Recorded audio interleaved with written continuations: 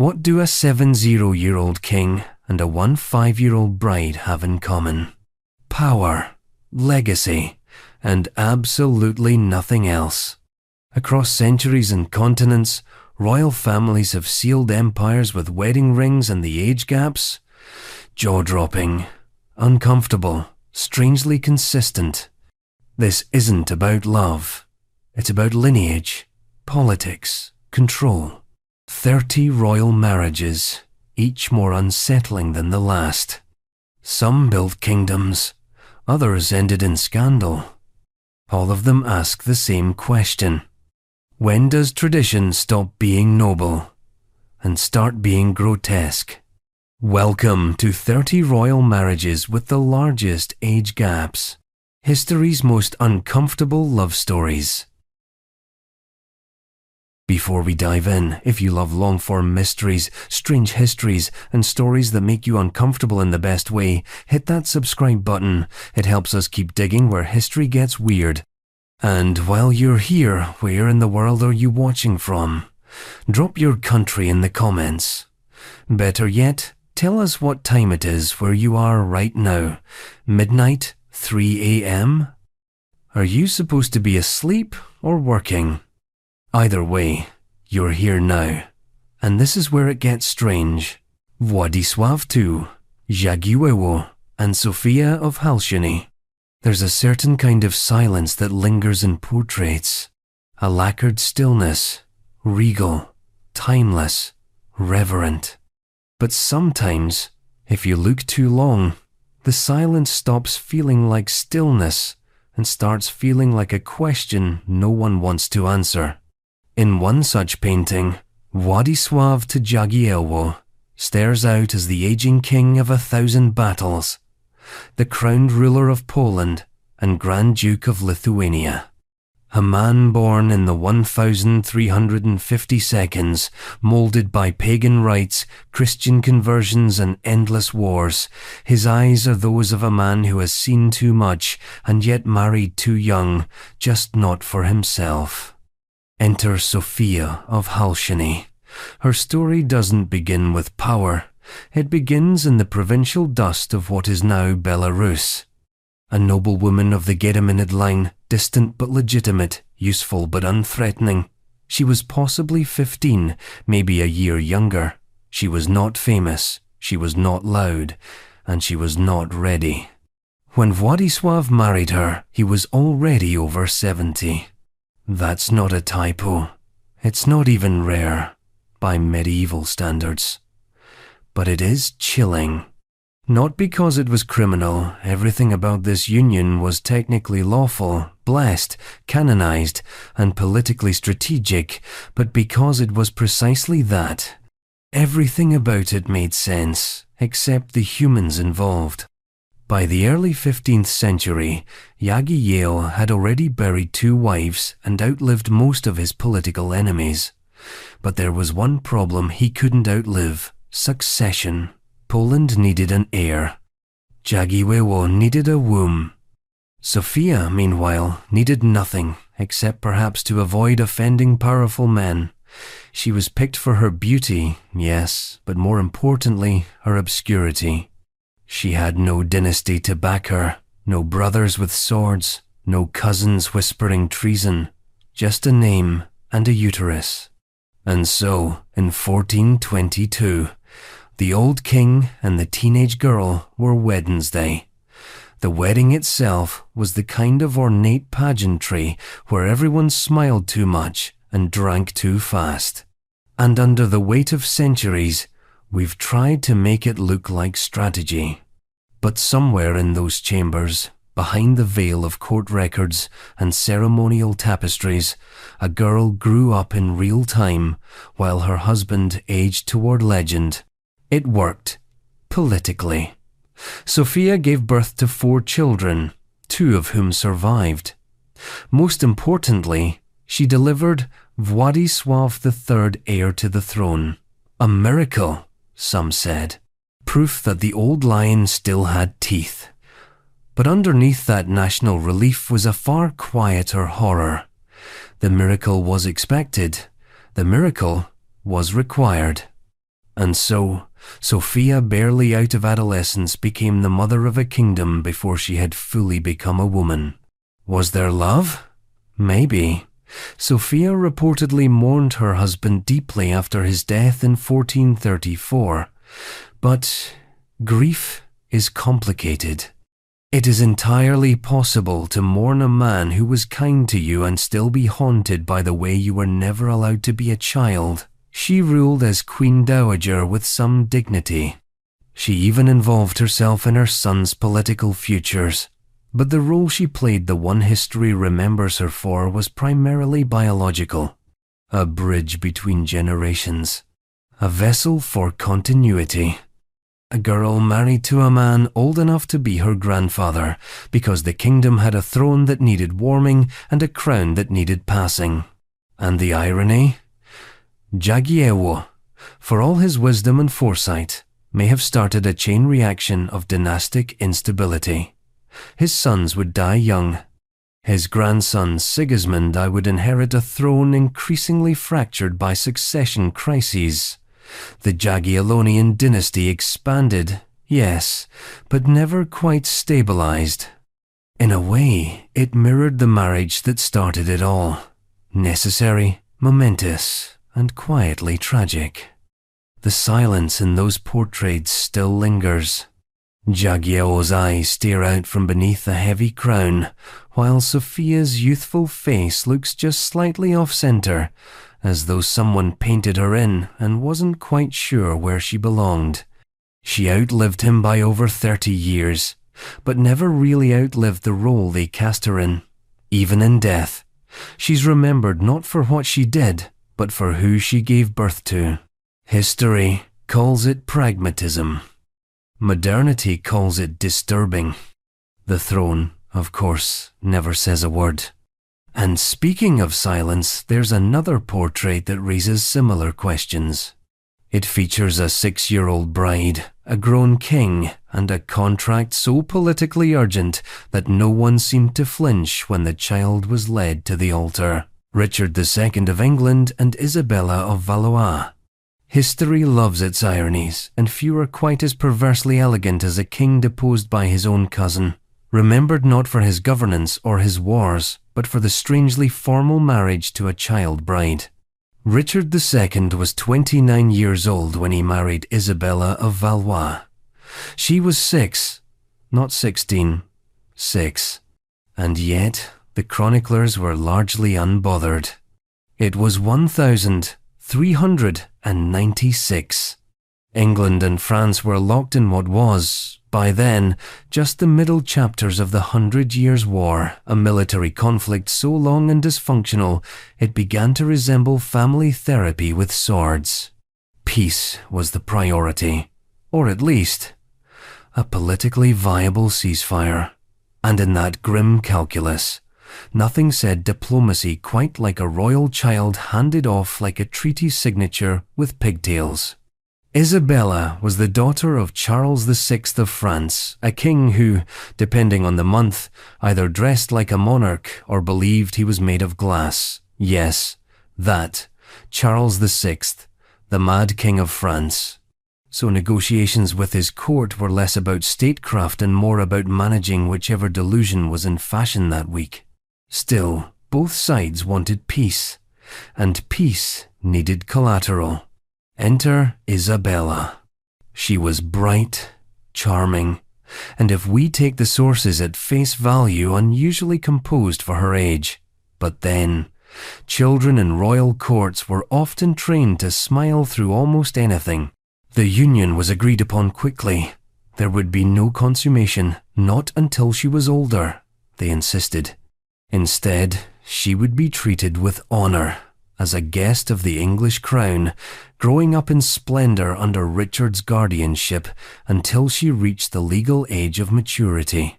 That sounds noble on paper, except that behind the gilded veneer was a deeply transactional arrangement where a child became the human placeholder for a geopolitical armistice.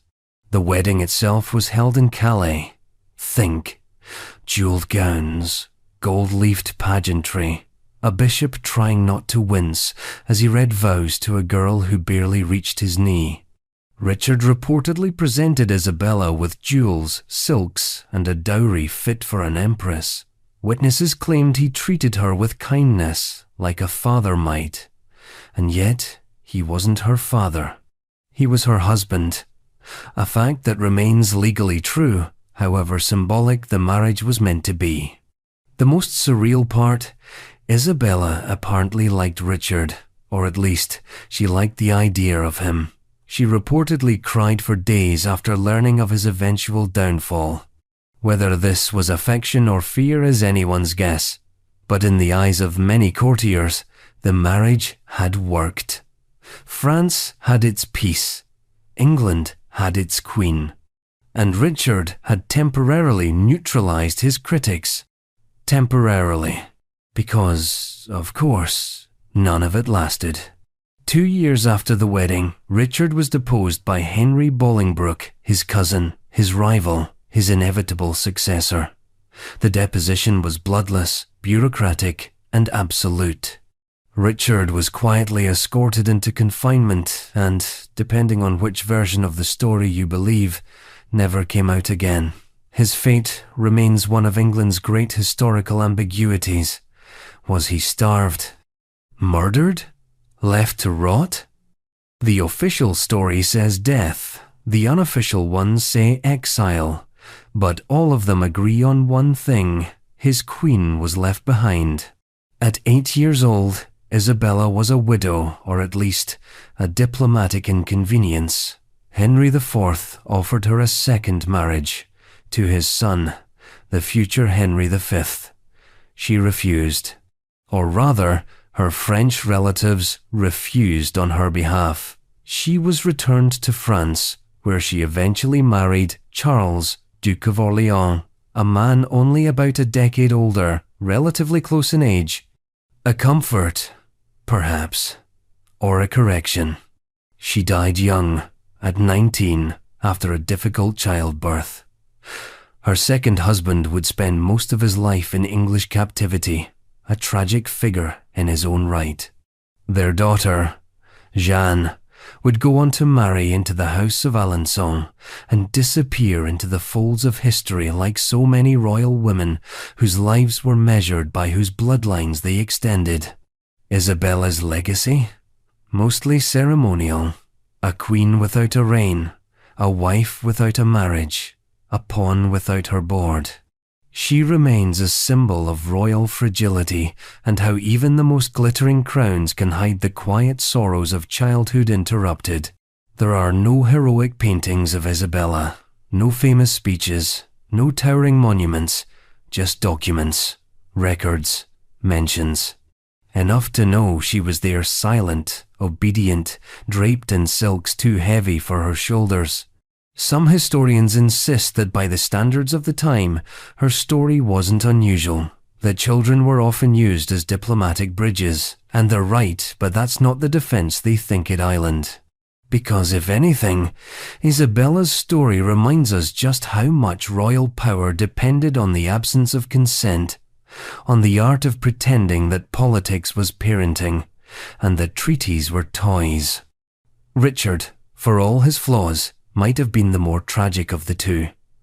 A king who mistook symbolism for strength, who married peace but couldn't hold on to power. But Isabella? She was peace incarnate, the living embodiment of a truce too fragile to last, and when it crumbled, so did her place in the kingdom that once called her queen. And if you're wondering whether monarchs ever learned to stop measuring treaties by the inches of their brides' shoes, the answer, as usual, lies in the next throne room, where a Dutch king decided that the solution to a midlife crisis was a teenage wife and a royal nursery on standby. 2 marriages in, and if you're already feeling the uneasy rhythm of history repeating itself, good. That means you're paying attention. Quick pause before we move on. If you haven't yet, subscribe to the channel. These aren't stories you'll find in your average history book, and we go deep every time. Also, where are you listening from? What country, what city, and what time is it right now?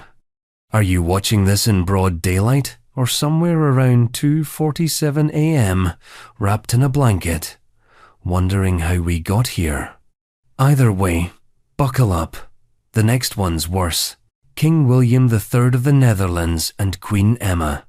There's a certain look that shows up in royal portraits, painted toward the end of a monarch's life, an expression forged in the furnace of too many state dinners, too many military campaigns, and far too many funerals. In the case of King William III of the Netherlands, the look wasn't just weary, it was apocalyptic. By the time he married Emma of Waldeck and Pyrmont in 1879, William was 61. Emma, on the other hand, was a fresh-faced 20. That's a 41-year gap, if you're counting. And trust us, everyone at court was counting. But before we get to the wedding bells and well-rehearsed curtsies, let's set the scene. William III wasn't exactly riding a wave of public affection when he proposed to Emma.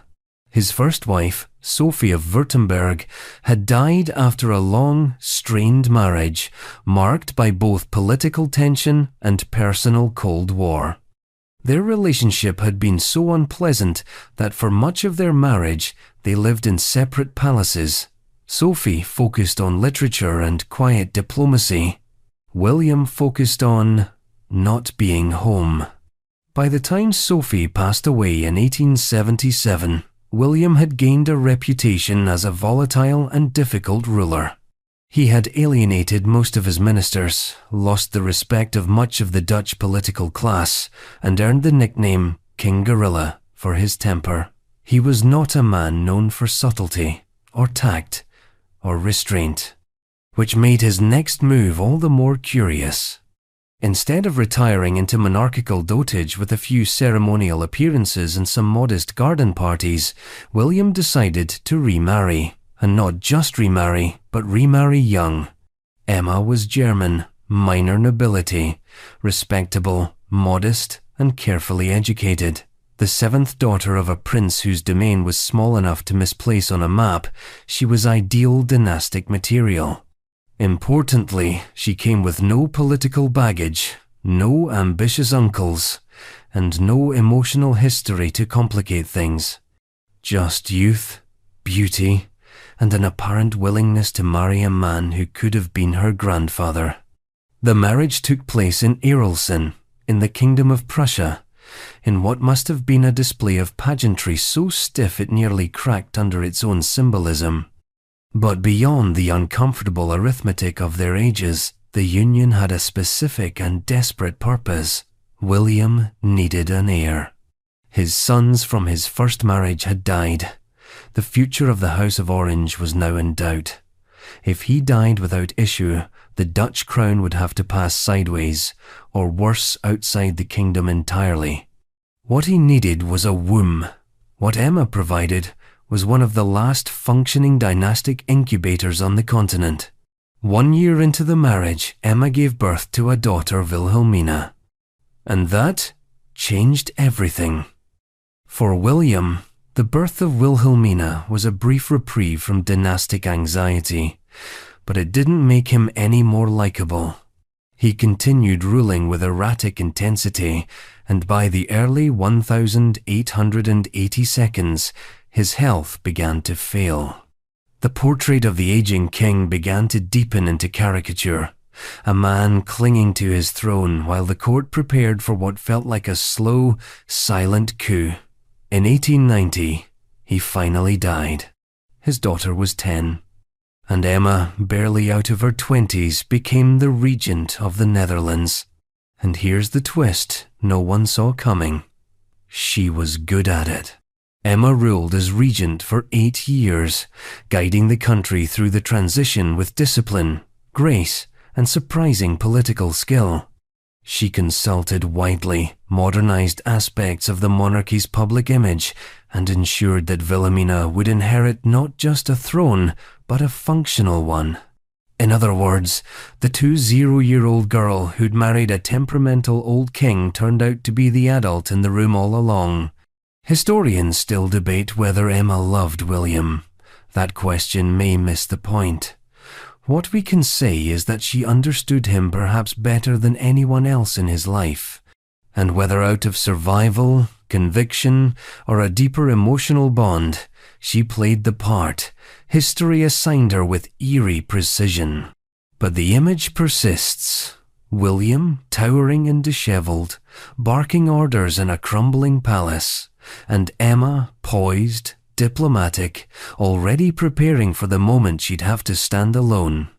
It's the kind of reversal that gives dynasties their myths, the old king reaching back toward youth, and the young queen quietly stepping forward into power. And Wilhelmina? She would go on to become one of the longest reigning monarchs in Dutch history, steadfast during 2 world wars, adored by her people, and remembered for her unshakable resolve.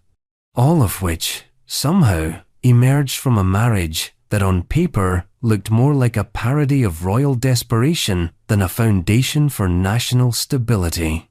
But that's monarchy for you. It's not about the romance, it's about the calculus. And sometimes the equation balances in the most unexpected ways. Of course, not every royal couple makes it to legacy status. Sometimes the throne isn't stable. Sometimes the gap is too wide. And sometimes the bride barely knows the language, or the man waiting at the altar. Which brings us to a widowed king in his 50s and a teenage girl imported from across the sea who was asked to be both a queen and a decoration. King Henry I of England and Adeliza of Louvain. By the time King Henry I decided to marry again, he wasn't exactly in a romantic phase of life. He was 53 years old, had outlived his wife, his only legitimate son, and several decades worth of enemies.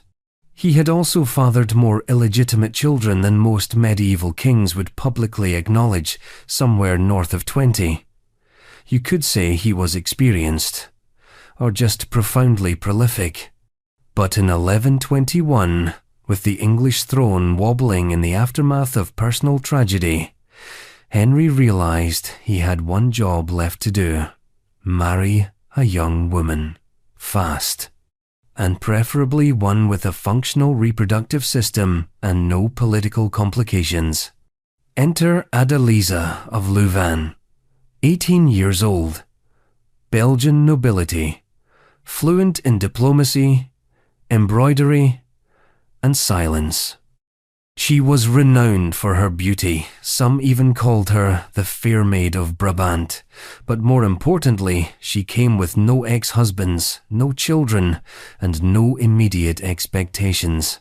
An ideal candidate for what the court politely referred to as the renewal of the royal line. So, of course, they were married almost immediately. Their union was celebrated with the usual medieval flair: feasts, alliances, Latin prayers, and solemn nods from bishops pretending not to do math in their heads. Henry was over 35 years her senior, but no one flinched, or at least, no one flinched in public. Because behind the thick stone walls of the court, everyone knew what this was: a reproductive mission wrapped in royal ceremony. The urgency made sense. The death of Henry's son, William Adelin, in the White Ship disaster of 1120, had plunged England into a quiet panic. Without a male heir, the succession was murky at best and catastrophic at worst. His daughter Matilda had been designated his successor, but medieval England wasn't exactly progressive when it came to women holding power. So Henry's plan was simple: remarry, conceive a son, and sleep better at night. Only, things didn't go according to plan. Adeliza, despite being young and healthy and presumably cooperative, bore no children, not one. Over the course of their nearly 15-year marriage, there were no pregnancies recorded, no hopeful rumors, no failed announcements, just silence. Which, in a royal context, is its own kind of scandal. There are theories, of course. Some say Henry had simply aged out of the role. Others suggest health issues, stress, or divine punishment. But none of those theories change the public reality. Adeliza, for all her grace and piety, had failed in the only task the monarchy had given her. And yet, what's remarkable is how she handled it. Rather than fading into obscurity or retreating into private despair, Adeliza leaned into her role as queen in a different way. She became a patron of the arts, a generous supporter of churches and monasteries. A public presence who travelled with Henry and stood beside him at court ceremonies, not as a mother, but as an emblem of refinement and dignity. Even without heirs, she upheld the image of stability. Some historians have suggested that their marriage was surprisingly affectionate, despite the lack of children. There's little direct evidence of intimacy, but the lack of scandal surrounding Adeliza's queenship is telling. In a court that thrived on rumour, she was strangely unrumoured, which, in royal terms, is practically sainthood. Henry died in 1135, leaving England with the very crisis he'd hoped to avoid: a contested throne, a power-hungry aristocracy, and a civil war that would last nearly 2 decades. Adeliza, now widowed and still in her early 30s, moved to a convent for a time, but she didn't stay there. Instead, she remarried. And here's where things take a strange turn. Adeliza's second husband was William d'Aubigny, a nobleman more age-appropriate, politically active, and notably not a king. Together, they had at least 7 children, which sparked a very awkward question in certain circles. Had the problem really been with her first husband after all? Her fertility, it seemed, had been fully functional the whole time. The throne, unfortunately, had simply run out of time. Adeliza spent her later years largely away from court, dividing her time between religious patronage and family affairs. She died in 1151, having lived through the reigns of 2 kings, a queen, and enough civil unrest to fuel a dozen Game of Thrones spin-offs. Her life was not one of fiery drama or poetic rebellion. It was something stranger, a life of almosts. Almost queen mother, almost progenitor of a dynasty, almost remembered. And that's the uncomfortable footnote to her story. She did everything right. She was beautiful, obedient, pious, politically neutral. She didn't stir controversy. She didn't overstep. She played her part. But history doesn't reward performance. It rewards results. No heir, no legacy, no throne. Still, her presence lingered.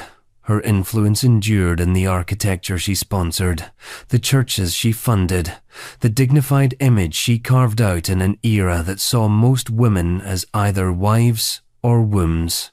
She didn't give the king what he wanted, but she gave the crown what it needed, the illusion of stability, if only for a while. And when the crown needed another illusion, it turned once again to the age-old solution. Find a very old king and a very young bride, stage another royal miracle, and pray that the math doesn't make anyone squirm. Which brings us to a marriage even more mathematically unsettling, where the king was closer to the grave than the cradle, and the bride was young enough to be mistaken for his granddaughter. King Edward I of England and Margaret of France. By the time King Edward I walked down the aisle for the second time, he had already buried a wife, a few children, and an entire generation of military enemies. The man was pushing 60, famously battle-hardened, and still built like the side of a cathedral. His nickname Longshanks came not from court poets, but from the sheer size of his legs. He was not a romantic figure. He was a fortress in boots. And yet, in 1299, he decided to marry again. Enter Margaret of France, daughter of Philip III. Young, gracious, politically convenient, and approximately 20 years old. The age gap? Around 40 years. The first reaction from Europe's courts was diplomatic confusion, followed by the awkward realization that yes, Edward was quite serious about it. This was no passing affair or symbolic union. Edward wanted a new wife, new heirs, and a fresh chance at consolidating power in the twilight of his reign. And Margaret? Well, Margaret had options. But none of them were as immediate, wealthy, or in need of a fertile alliance as the aging King of England. Their marriage wasn't impulsive. It was the result of months of negotiations, mostly over dowry, land claims, and one rather stubborn elephant, yes, an actual elephant, gifted to Edward by the King of France, and later kept in the Tower of London, where it reportedly refused to eat anything but chicken. But behind the formal treaties and animal diplomacy was a rather pragmatic fear. Edward needed sons. His surviving heir from his first marriage, the future Edward II, was underwhelming. Sensitive, delicate, not what you'd call conquest material. In other words, a backup plan was prudent. So the wedding went ahead. Margaret was said to be shy but charming. She spoke little English at first and even less of Edward's brand of hardened sarcasm. But she adapted quickly, winning over courtiers with a quiet dignity and reportedly a fondness for poetry. More importantly, she performed her expected role gracefully, publicly, and soon productively. In 1301, just 2 years into the marriage, she gave birth to a son, Thomas of Brotherton. 2 years later, another son, Edmund of Woodstock. Edward, now in his 60s, was suddenly the father of toddlers, which sounds exhausting for most retirees, but Edward took it as divine proof that he still had one foot in the future. For Margaret, motherhood was both a promotion and a burden. She was still a new queen in a foreign court, barely out of her teens, raising infants under the shadow of a king who had lived through 5 popes, 3 crusades, and more border wars than most medieval generals could name. Her role wasn't just about producing heirs, it was about producing calm. Because by this point, Edward was no longer the dashing warrior of legend. He was tired, brutal when necessary, paranoid, some said. He micromanaged his armies, obsessed over his tax records, and routinely threatened anyone who so much as blinked at Wales or Scotland. His enemies called him iron-hearted. His allies just hoped he didn't look their direction on a bad day. And Margaret? Margaret endured him. She didn't try to reform him. She didn't challenge him. She played the long game, smiling at ceremonies, baptizing sons, and ensuring that no one forgot the crown still had youth in its bloodline. She even became something of a moderating presence, using her influence to temper his punishments and soften his dealings with courtiers. Some chroniclers even claimed Edward mellowed slightly in her company, which, for a man who once ordered the flaying of a traitor's body in public, is saying something. But the reprieve was brief. In 1307, while on campaign in Scotland again, Edward died, 70 years old, still in armour, still issuing orders. He had reportedly demanded that his bones be carried into battle if he died, just so he could keep intimidating the Scots from beyond the grave. No one took him up on that offer. Margaret, now widowed at around 27, found herself at a familiar crossroads, young, royal, and strategically valuable. But this time, she chose a quieter path. She didn't remarry. She focused on raising her sons, managing her estates, and supporting her stepson Edward II's troubled reign from the political sidelines. She died in 1318, in her mid-40s, having navigated one of the most surreal marital arrangements in English history, with composure, caution, and quiet endurance. Her story isn't one of scandal or defiance, it's one of adaptation. A woman born into dynastic chess who managed to survive it without becoming a casualty of the game. But the age gap never disappeared. It loomed quietly, politically, over every nursery rhyme, every royal portrait, every ceremonial event where the bride looked more like a daughter and the groom more like a patriarch with a coronet. And just when you think the pattern might break, just when you suspect the court might learn to stop pairing monarchs with women young enough to need a guardian, the story shifts northward, to Scotland, where a young royal woman, just barely out of her first marriage, found herself married again. This time, to a man nearly 40 years her senior. And unlike Margaret, she wouldn't be remembered for calm. Mary Stuart and James Hamilton, First Lord Hamilton. By the mid-15th century, Scotland was less a kingdom and more a prolonged family argument, with a crown tossed somewhere in the middle.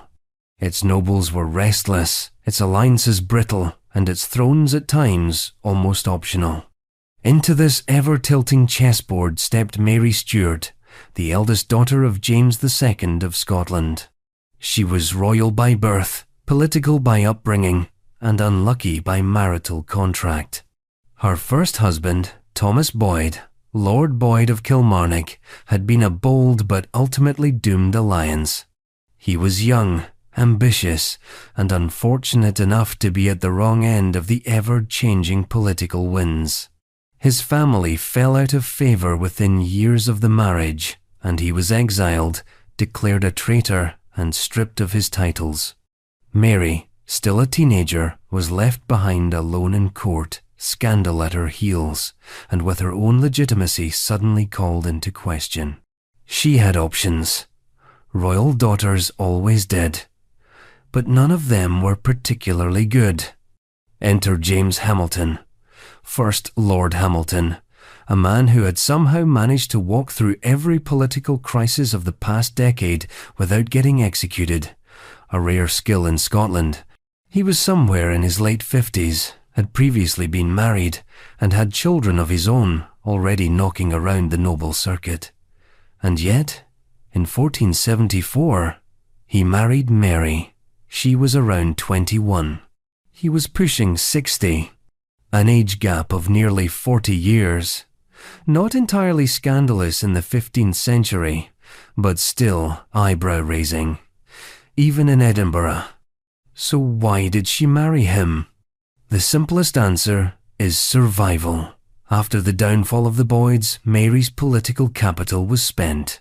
Her position at court was shaky. Her children from her first marriage were under scrutiny, and her ability to act independently was almost non-existent.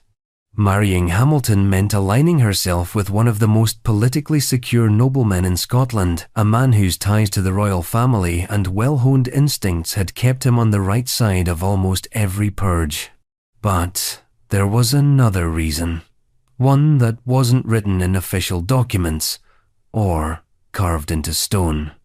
James Hamilton was connected, not just socially, genetically. He was a descendant of Scottish royalty, albeit a few branches removed, and Mary's marriage to him would eventually provide the Hamilton family with a legitimate, blood-based claim to the Scottish throne. One that, centuries later, would complicate the royal succession in ways no one in 1474 could possibly have predicted. But for Mary, the practicalities came first. The marriage gave her protection, influence, and a return to royal legitimacy. She became Lady Hamilton, bore several more children, including James Hamilton, 1st Earl of Arran, and re-established herself as a key player in Scottish dynastic politics. Her children would go on to become powerful lords, regents, and conspirators. The Hamilton line would entangle itself with the royal family so tightly that, by the time Mary, Queen of Scots, arrived on the scene, the Hamiltons were practically family in the most ominous way possible. But what of the marriage itself? Records are sparse, as usual. There are no passionate love letters, no dramatic court poems, no chroniclers waxing poetic about moonlit affections. What we have instead are property transfers, land charters, and witness statements, breadcrumbs of a practical, functional union. Whether there was affection is unknowable. What we do know is that Mary survived it. And that is, in its own way, remarkable. Because many women in her position didn't. Her life had begun with royal promise, veered into scandal, and rerouted through pragmatism. By the time she died in 1488, Mary Stuart had navigated 2 marriages, a political fall and a dynastic resurrection. She wasn't remembered for rebellion, but for continuity, for enduring. James Hamilton, for his part, outlived her by about 2 years. He had built a dynasty, one that would outlast kings, queens, and even the idea of an independent Scotland. His children, grandchildren, and great-grandchildren would continue to haunt the edges of royal succession like politely smiling ghosts, always close enough to the crown to matter, never quite close enough to seize it. It's a story of compromise, of noble math, of power disguised as matrimony. And the age gap, well, it just sat there, like the stone walls of Cadzow Castle, quiet, cold, and slightly too large to ignore. And if you think that was unsettling, the next union takes us from castles to cathedrals, where a girl still learning to read her own name was wed to a man with an archduchy and a calendar already full of funerals. Catherine of Saxony and Sigismund, Archduke of Austria. Some marriages are built on shared ambition, others on political necessity. And then there are the ones that seem held together by sheer arithmetic, painful, deliberate, and so imbalanced in age that even the most generous chroniclers reach for euphemisms like unequal match or unlikely union. Catherine of Saxony and Sigismund, Archduke of Austria, belongs squarely in that last category. He was 56, she was 16, a 40-year gulf, and not just in age. Sigismund had been on the political chessboard longer than Catherine had been alive. Born in 1427, he was one of those noblemen who seemed to exist entirely within the machinery of empire, placed, married, negotiated, and eventually left to rule a sliver of the Holy Roman Empire with more debt than power. As the Habsburg ruler of Tyrol and further Austria, he spent much of his reign balancing the needs of rival noble houses, unpaid soldiers, and creditors who regularly circled like vultures in silk doublets. By the time he began looking for a second wife, his career had taken a distinctly downward slope. His first wife, Eleanor of Scotland, had died in 1480. It had been, by most accounts, a respectable and politically useful marriage, though it produced no children who survived infancy. With his inheritance under threat and his authority increasingly questioned by the Habsburg family at large, Sigismund faced a familiar royal problem: legacy. He needed an heir. Or, at the very least, the appearance of trying for one. Catherine, by contrast, was just beginning her life.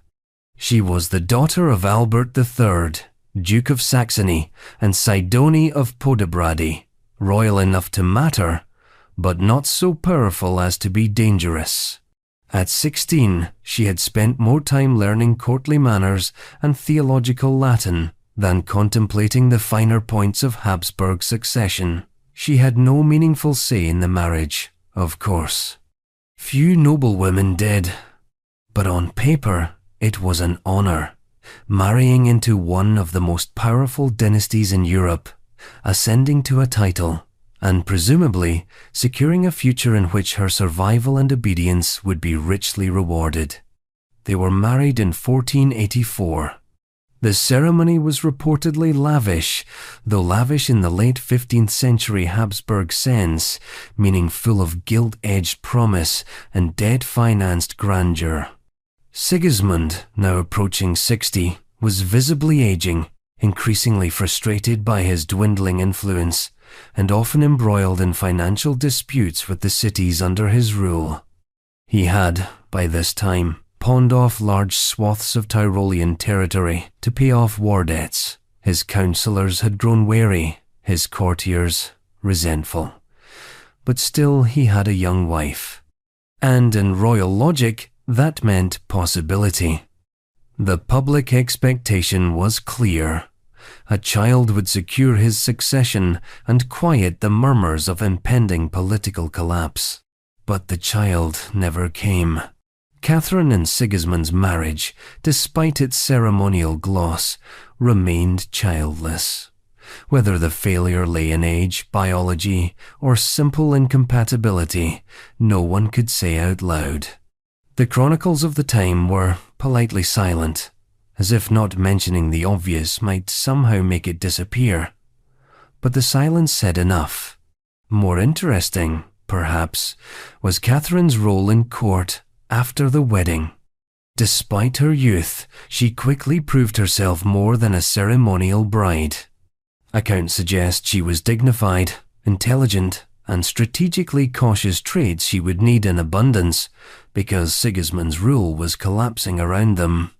By 1490, just 6 years into their marriage, Sigismund was forced to abdicate.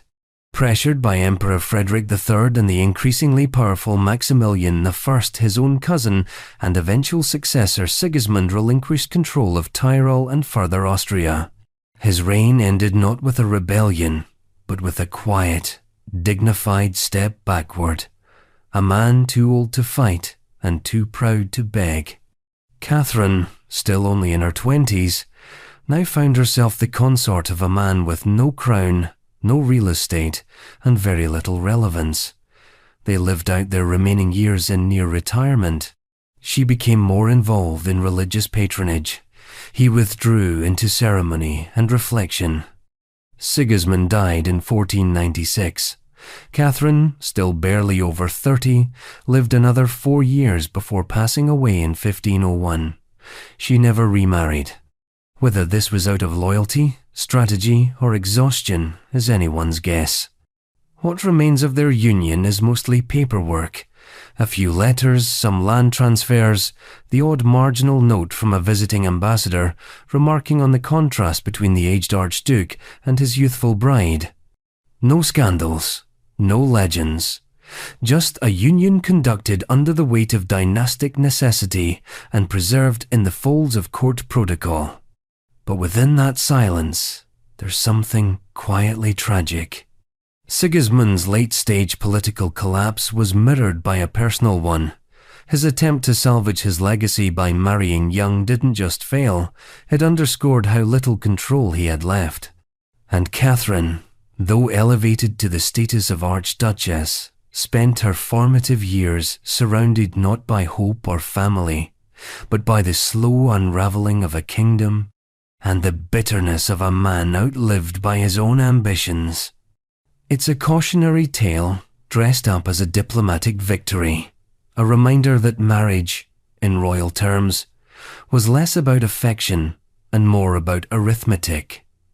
And sometimes, when the math gets desperate enough, it starts to look like history repeating itself, like another old ruler, another teenage bride, and another wedding designed to patch a political hole. Which brings us to Bavaria, where a girl of barely 18 found herself matched to a 70-year-old elector who wore his wig like armor and treated fatherhood like a public service announcement. Maria Leopoldine of Austria-Este and Charles Theodore, Elector of Bavaria. If royal marriages were graded on optics alone, the union between Maria Leopoldine of Austria-Este and Charles Theodore of Bavaria would be an F wrapped in ermine. It was the kind of dynastic arrangement that makes historians quietly sigh and reach for the footnotes. The year was 1795. Europe was on fire, literally and politically. The French Revolution had destabilized the continent. Monarchies were watching guillotines with renewed paranoia, and the Austrian Habsburgs were doubling down on old tricks. Fortify alliances, marry off nieces, and pretend everything was under control. Maria Leopoldine, at the center of this, was 18 years old. She had Habsburg blood, Este heritage, and all the right vowels in her titles. She was a political asset in a very expensive dress. Charles Theodore, her assigned husband, was 70. He was not just older, he was old, grandfatherly old, Georgian period old. The kind of old where his political views had been outdated for a generation and his personal habits were widely considered tragic, if not slightly absurd. He had been Elector of Bavaria since 1777, an uninspiring ruler at best, a punchline at worst. His politics were indecisive, his reforms cosmetic, and his court full of the kind of men who measured importance in wig powder. He had a legitimate claim to power, but barely the charisma to hold the dinner party together. His first wife, Elizabeth Auguste of Sulzbach, had been more of a reluctant roommate than a partner, and she'd predeceased him in 1794. The court had barely cleared the mourning drapes before the next wedding was arranged. Because what Charles Theodore needed urgently was an heir. Technically, Bavaria had succession options, but none that pleased Charles. He was determined to extend his own line, to silence the murmurs about dynastic collapse. And so, with a logic known only to monarchs and marriage brokers, he arranged to marry Maria Leopoldine. The alliance was politically sound. The Austrian connection might bolster his position. The youth of his bride might, in theory, produce the son he'd never had. The plan had everything except plausibility.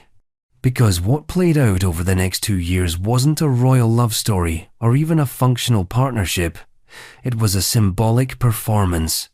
A very expensive, very awkward performance in which a teenage archduchess was made to play consort to a man who was, by most accounts, already planning his own funeral. Maria Leopoldine arrived in Munich to little fanfare and no illusions. She was intelligent, well-read, and reportedly sharp-witted traits that did not go unnoticed by courtiers. But she was also young, isolated, and entirely unprepared for the court she'd been dropped into. Charles Theodore's court was not exactly Versailles. It was a faded copy, ornate, stiff, and hopelessly out of touch. The salons were quiet, the rituals repetitive, and the atmosphere stifling. His courtiers called him Der Alte behind his back. The old one, not out of cruelty, but boredom. Maria Leopoldine tried to fulfill her duties. She appeared at ceremonies, smiled when expected, and performed the role of Bavarian electress with grace. But the expected heir never came. In truth, it was never going to. Charles Theodore, despite his optimism, was not exactly in reproductive shape. He had mistresses, sure dozens of them over the years, but he was nearing the end of the line, biologically and politically. His health was deteriorating, his grasp on the electorate was growing tenuous, and his ability to secure a male heir, pure fantasy. He died in 1799, just 4 years after the marriage. Maria Leopoldine, still barely out of her teenage years, was suddenly a dowager. She had no children, no real political leverage, and no claim to anything but her title. But here's where her story diverges from the usual royal widow narrative. She didn't retreat. Instead, she reinvented. Following Charles's death, Maria Leopoldine remained in Bavaria for a time before returning to Austria. She became a patron of the arts, an advocate for education, and a respected figure in intellectual circles. She remarried this time for personal rather than political reasons to Count Ludwig von Arco, a man significantly closer to her own age and status. Their marriage was by all accounts more balanced, more affectionate, and more real. In this sense, Maria Leopoldine's life reads like a quiet act of rebellion. A royal woman who fulfilled her dynastic duty, endured the absurdity of being married to a man old enough to be her great-grandfather, and then went on to craft a life on her own terms. But the original marriage, the one history insists on remembering, was not about her. It was about Charles Theodore's desperation, his belief that legacy could be salvaged by youth, that a teenage bride could reset the clock. It couldn't. Instead, it froze the moment in amber, a court out of time, a marriage out of proportion, and a kingdom waiting for something that never arrived. And just as that court was fading into obscurity, another royal union was being staged, this time between a young English princess and a French king more interested in deathbed diplomacy than domestic bliss. A marriage that would last only weeks, but leave a question lingering for centuries. What exactly does a teenage bride owe to a dying monarch? Mary Tudor, Queen of France, and King Louis XII. Royal marriages are often described as strategic, but strategic is just a polite way of saying someone, somewhere, made a sacrifice. And in the case of Mary Tudor, sister of Henry VIII and briefly Queen of France, the sacrifice was personal, spectacularly theatrical, and timed so poorly it could have been a Greek tragedy with better wardrobe. Mary was 18, intelligent, glamorous, fluent in dance, music, and 5 languages. She was said to be one of the most beautiful women in Europe, her brother Henry's favourite sibling, and one of the few people who could speak to him without flinching. She was also, in the eyes of the English crown, a diplomatic bargaining chip. And then there was Louis XII, 52 years old, twice widowed, worn down by decades of war, gout, and the weight of French bureaucracy. He was not exactly a heartthrob. He was more like the walking embodiment of political urgency. France needed an heir fast, and Louis was just old enough to feel the ticking clock in his bones. His first 2 wives, Jeanne of France and Anne of Brittany, had failed to produce a surviving male heir. The pressure was now unbearable. So what do you do when the throne needs stability and the king needs an heir? You marry him off to the young, royal, and impossibly photogenic sister of the King of England. The marriage was political theatre from the beginning. Henry VIII, newly crowned and eager to show his chops as a European power broker, agreed to send his sister as a goodwill offering to the French court. In return, England got a temporary peace, a political alliance, and if all went according to plan, a bit of breathing room from the endless tug-of-war over continental territory. Mary, for her part, was furious.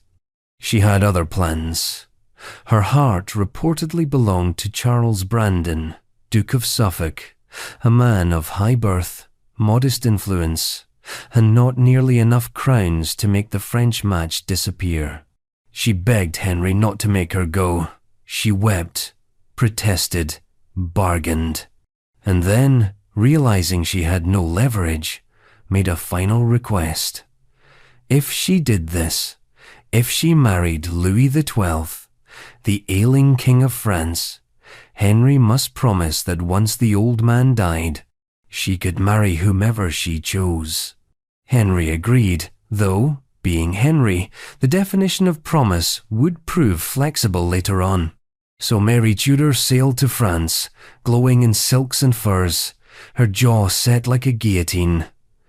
The wedding took place in October 1514. The court called it glorious. Eyewitnesses described the bride as radiant and the groom as present. To the public, the union was a triumph of diplomacy. England and France were allied by blood. The continent breathed a cautious sigh of relief. And in private, it was a waiting game. Louis XII was not in great health. He suffered from persistent illness, swollen joints, and a constitution eroded by decades of royal excess. Still, he clung to the hope that his young, beautiful wife might provide him with the one thing he'd always lacked: a son. He doubled down on ceremony. He held lavish feasts, public appearances, and attempted to embody youthful vigor with the desperation of a man who knew time was no longer a political ally. And then, after 82 days of marriage, he died. Just like that.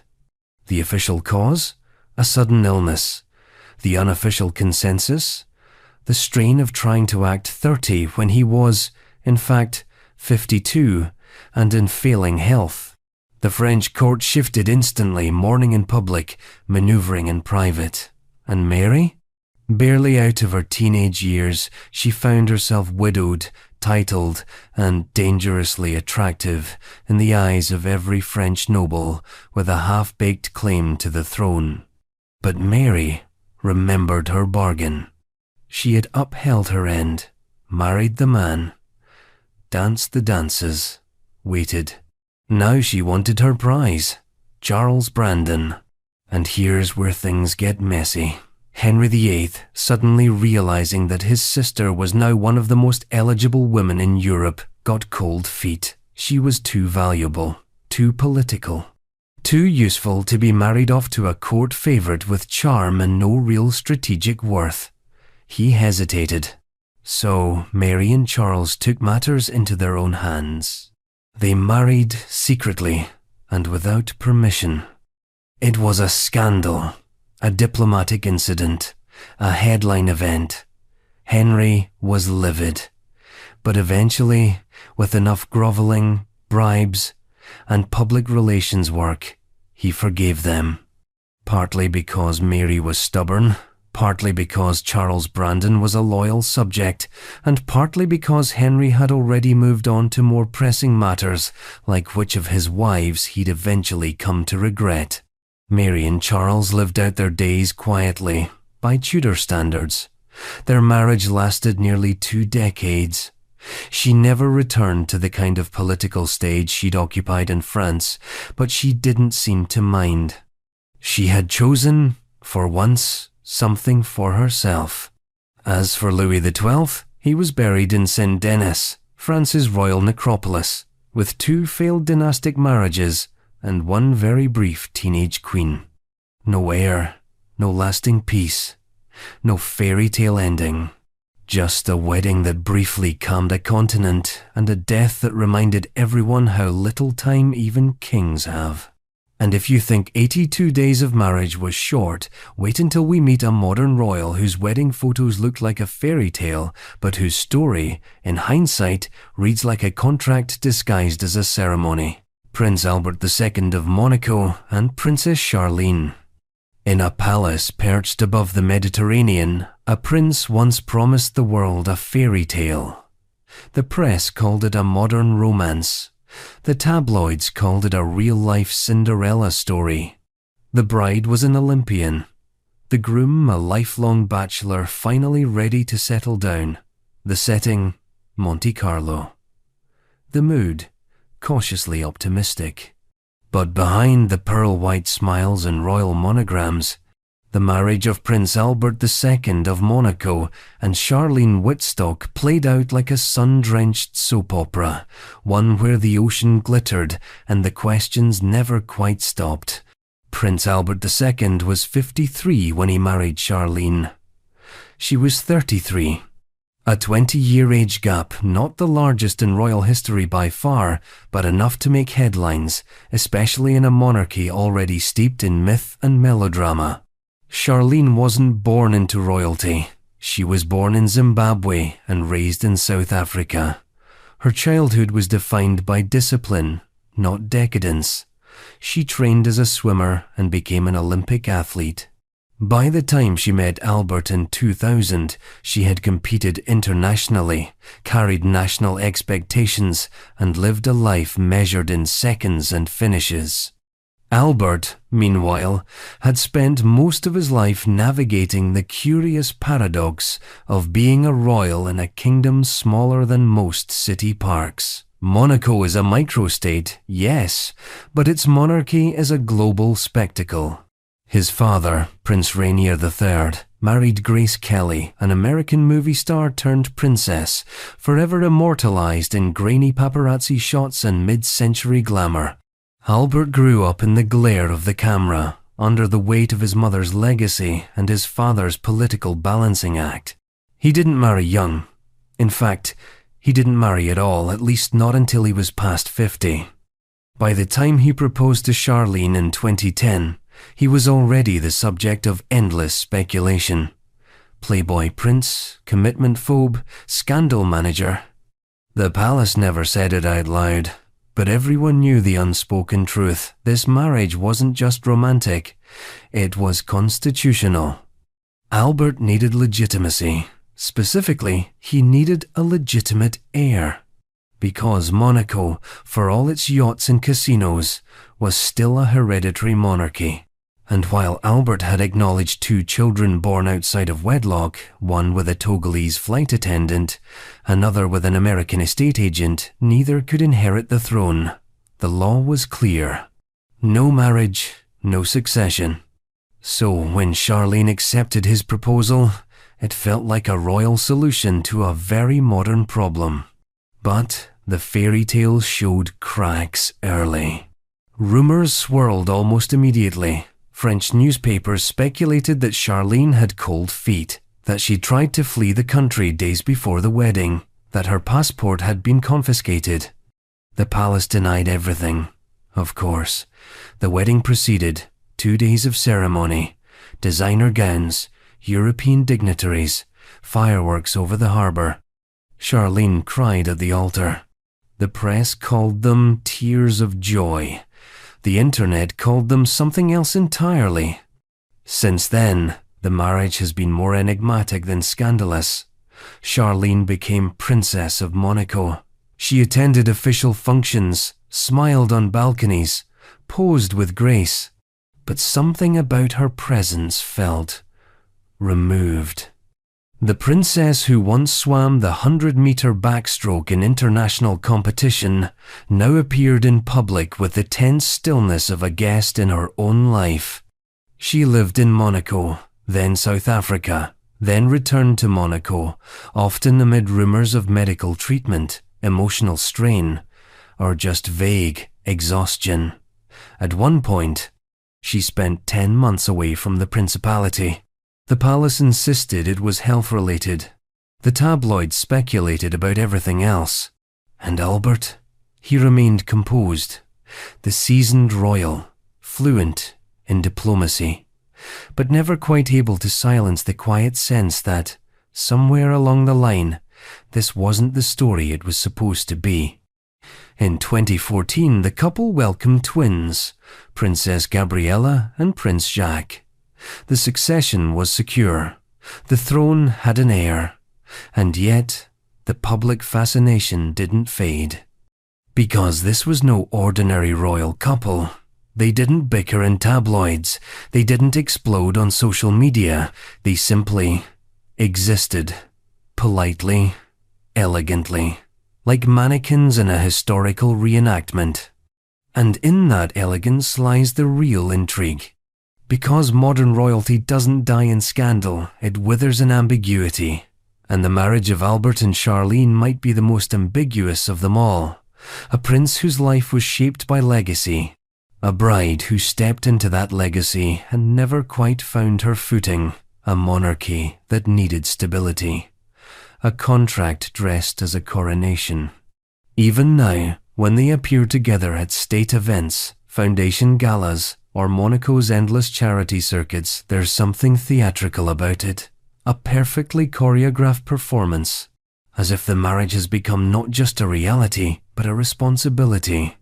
And in that, they may be more royal than most. Because in the world of monarchies, it's not love that guarantees survival, it's appearances, paperwork, bloodlines. Which brings us, with poetic symmetry, to another royal marriage shaped by responsibility rather than desire. One set not in palaces or photo ops, but in the burning heart of the Middle East, where a king sought an elegant young bride to balance politics, legacy, and the complicated mathematics of monarchy. King Hussein of Jordan and Queen Noor. In the grand theatre of modern monarchy, few stages are more delicately balanced than the Hashemite kingdom of Jordan. It's a country perched between tradition and modernity, tribal allegiance and global diplomacy, history, and the slow, grinding weight of the future. And into that arena stepped Lisa Najib Halaby, a Princeton-educated, multilingual, American-born architecture student who would one day be crowned Queen Noor of Jordan. But let's rewind. The year is 1978. King Hussein of Jordan is 42 years old. A hardened, pragmatic survivor of coups, wars, and assassination attempts. He has ruled Jordan since 1952, his reign beginning at the age of 16, after the assassination of his grandfather. Over the years, he has transformed from a teenage monarch into a seasoned, calculating political operator. He has married 3 times, he has children, he has enemies, and he has, by this point, begun to age in the full public glare of Middle Eastern geopolitics. Enter Lisa Halaby, aged 26. The daughter of Najib Halaby, former head of Pan Am and an aviation advisor under the Kennedy administration, Lisa was a product of American ambition. She was born in Washington, D.C., raised between global cities, and educated in a cultural milieu more familiar with Frank Lloyd Wright than Islamic dynasties. Her connection to Jordan began through work she joined the Royal Jordanian Airline on a design and development project, and it was through this professional role that she met the king. A widower, at the time his 3rd wife, Queen Alia, had died in a tragic helicopter crash. King Hussein was mourning, aging, and increasingly reflective. He was also still king, which meant that grief and duty coexisted awkwardly in his public life. Lisa, with her worldliness, poise, and rare ability to navigate both Western and Arab cultural codes, stood out. Their courtship was brief. By June of 1978, they were married. And with that, Lisa Halaby became Noor al-Hussein, Light of Hussein, the new Queen of Jordan. The age gap? About 16 years. Modest by royal standards, perhaps, but significant enough to raise eyebrows in the West, where many still viewed Jordan through a lens of exoticism and Cold War condescension. In the Middle East, however, it was seen as something far more complex, a signal. Because Hussein hadn't just married a woman, he had married a message. That message said, Jordan is modern. Jordan is international. Jordan is reformist but grounded. Western educated but rooted in Islam. Forward-looking but not revolutionary. Noor quickly became more than a symbol. She took on public duties, cultural ambassadorship, and eventually real influence in matters of policy. She promoted education, urban planning, women's rights, and the arts. She learned Arabic, converted to Islam, and navigated the intensely scrutinized role of royal consort with a discipline that veiled just how much pressure rested on her every appearance. But no matter how active she became in public life, her marriage remained the foundation and the mystery.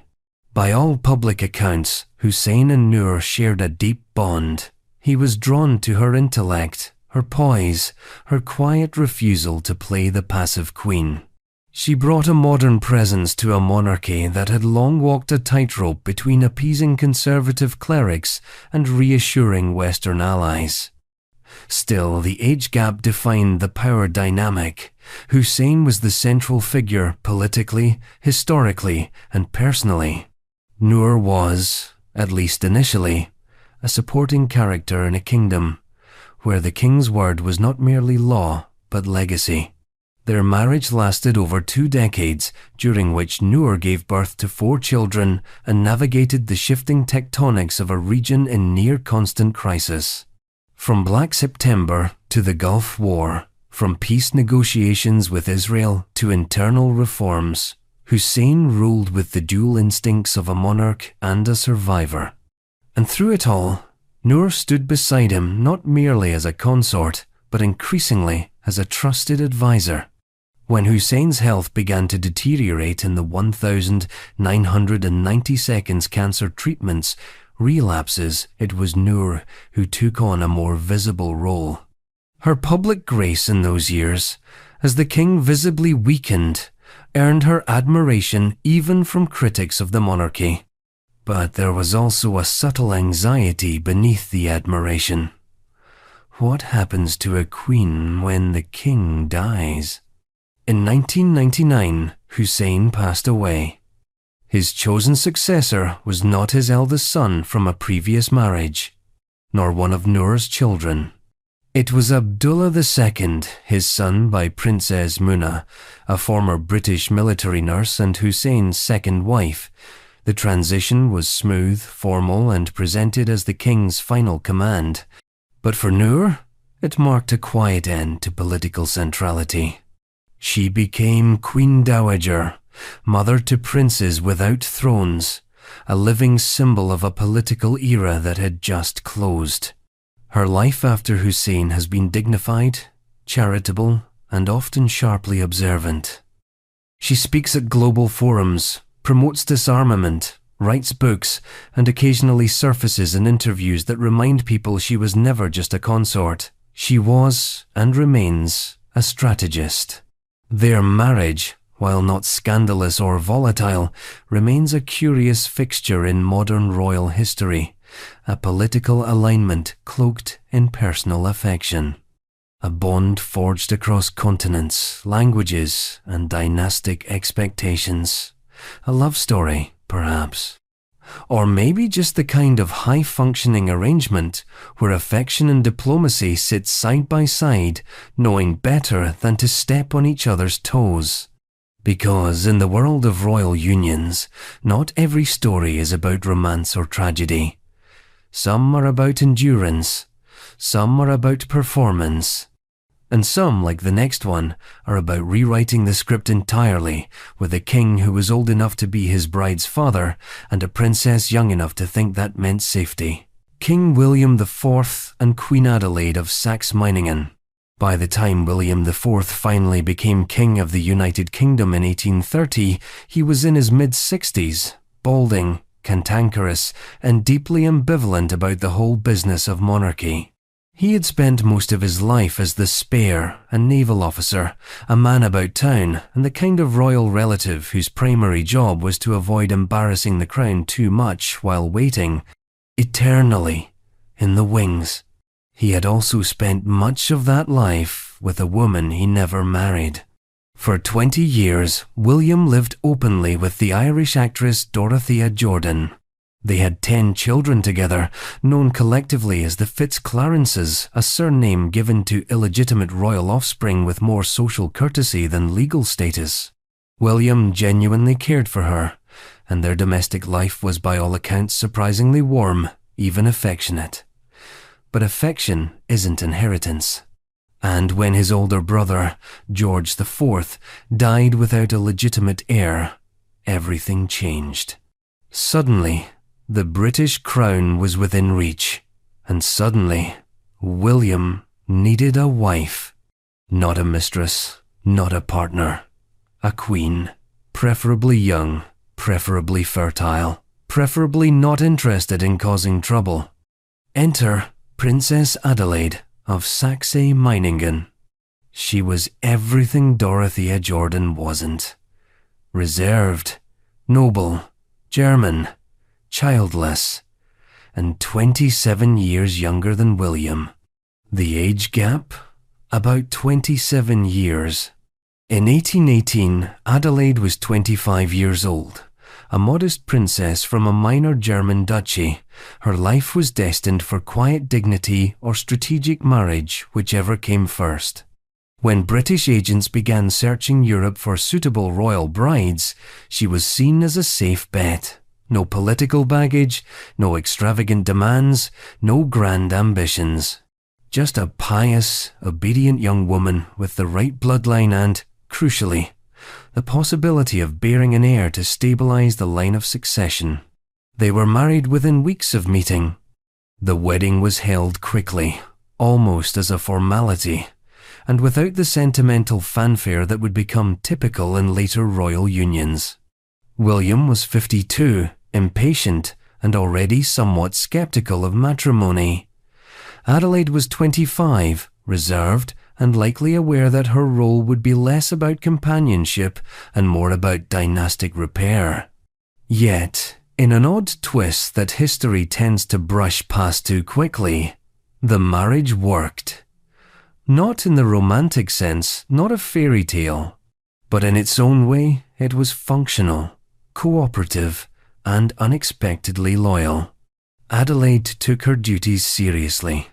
She was devout, discreet, and sincerely invested in moral propriety, which made her an odd match for a husband who had spent the better part of 4 decades dabbling in scandal, mistresses, and political irreverence. William, for his part, seemed genuinely grateful for her calm. He respected her, he listened to her, and unlike many of his contemporaries, he didn't mock her piety. He leaned on it. What they shared wasn't chemistry. It was compatibility, forged in circumstance. But fate was less cooperative. Despite several pregnancies, none of their children survived infancy. One daughter lived long enough to be named Elizabeth, but died at 12 weeks old. The rest were miscarriages or stillbirths. For a royal couple, especially one married with such clear reproductive expectations, this was both a personal tragedy and a public disappointment. And yet, Adelaide never lost her footing. She didn't retreat into bitterness. She didn't lash out. Instead, she became a maternal figure to William's illegitimate children, showing kindness where others might have shown contempt. She extended her grace beyond the nursery and into the public sphere, supporting hospitals, orphanages, and social reforms. She was especially known for her philanthropic work during times of economic distress, often giving more than protocol demanded. When William ascended the throne in 1830, the country didn't know what to expect. He was elderly, gruff, and often uncensored in public. But Adelaide brought a stabilizing presence to the monarchy, soft-spoken, dependable, and consistent. Her modesty, once seen as a liability, became an unexpected asset during an era of growing public scrutiny and political reform. Together, they managed. Not glamorously, not charismatically, but with a kind of quiet endurance that, paradoxically, made them modern. When William died in 1837 after just 7 years on the throne, it was Adelaide who stood at the intersection of legacy and transition. She had no child to place on the throne, but she helped steward the monarchy into the Victorian era by modelling what a constitutional consort could look like: dutiful, restrained, and above the political fray. She spent the remaining 12 years of her life as Queen Dowager, maintaining a small household and continuing her charitable work. In a royal world obsessed with airs and image, she became a symbol of something else entirely: integrity without spectacle. Their marriage may not be remembered for romance or grandeur, but it was something rarer, a royal partnership that didn't collapse under the weight of its own expectations.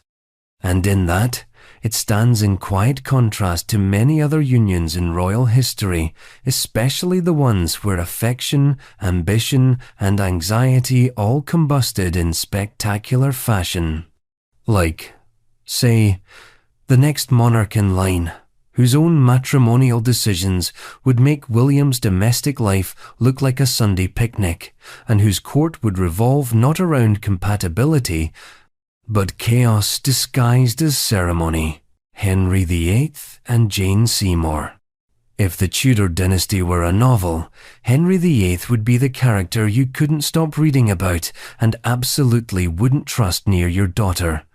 He was larger than life, dangerously impulsive, and permanently entangled in the kind of court drama that made Game of Thrones look like a dispute at a neighborhood council. By the time Jane Seymour entered the picture in 1536, Henry was 45 years old, not ancient by royal standards, but significantly weathered. He had already ruled for nearly 3 decades, rewritten the country's relationship with the Pope, and famously dissolved one marriage to marry another. And then, just as famously, he dissolved that second marriage as well, only with a sword instead of a divorce. Jane, by contrast, was about 28. That made the age gap a modest 17 years tame compared to medieval pairings, and almost respectable by royal standards. But in every other respect, the imbalance was glaring. Henry was, at this point, no longer the golden-haired Renaissance prince of his early portraits. He was growing heavier, moodier, and increasingly paranoid. His leg wound, the result of a jousting accident, had begun to fester both medically and metaphorically. And more critically, his emotional landscape had become a political battlefield. He had failed to produce a male heir with his first wife, Catherine of Aragon, and failed again more dramatically with his second, Anne Boleyn. Jane, whether she knew it or not, was walking into the storm that had broken queens before her. But Jane was different. She was not fiery like Anne, not politically astute like Catherine. She was quiet, demure, unassuming. Where Anne had sparked scandal, Jane soothed tension. Where Catherine had resisted, Jane yielded, or at least she appeared to. She came from a relatively minor noble family, the Seymours of Wolfhall. No great dowries, no powerful international ties, just enough pedigree to make her royal consort material, and enough modesty to make her seem safe. That word safe is doing a lot of work here. Jane's rise was swift and eerily seamless. She became a lady-in-waiting to Queen Catherine, then to Queen Anne, and finally, the Queen herself. Historians still debate whether she was a passive figure swept up in Henry's dynastic obsession or a quiet architect of her own ascent. But whichever version you choose, the reality is this. Days after Anne Boleyn's execution, Jane Seymour was proclaimed Queen of England. Not weeks, not months, days. The public reaction was mixed. Some welcomed her as a calming presence. Others whispered that she had profited from blood. But Jane remained largely above the fray. She made no sweeping changes. She distanced herself from Anne's reformist religious circle. She rarely involved herself in politics, with one notable exception: the return of Princess Mary, Henry's estranged daughter from his first marriage. It was Jane who helped facilitate Mary's re-entry into court life, an act of familial diplomacy that earned her quiet respect from many corners of the realm.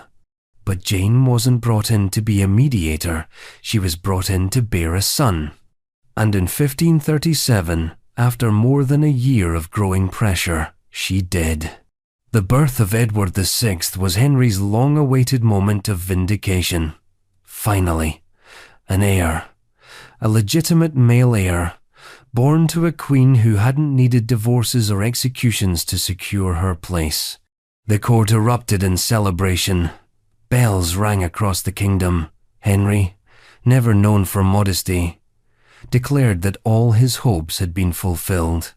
Jane, however, would not live to see the consequences.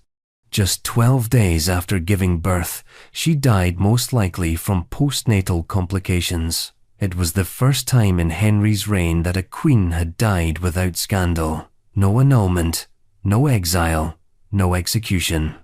Just grief, both public and private.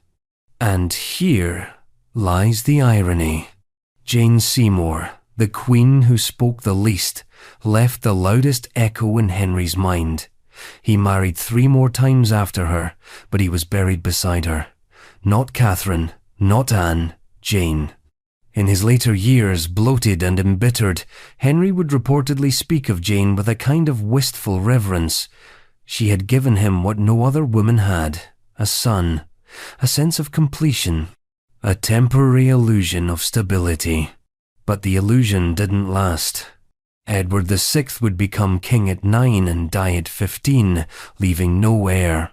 The Tudor succession would unravel again into a tragic web of regents, half-siblings, and bitter legitimacy crises. So what, in the end, did that 17-year age gap produce? A single male heir, a fleeting moment of dynastic clarity, and the Queen Henry would choose to be entombed beside. Jane Seymour never ruled, never led armies, never wrote manifestos, but she entered history as the woman who completed a king, if only for a moment. And if that sounds like the neat end to a royal love story, don't worry, it isn't. Because the next marriage in our chronicle is the same story told in reverse.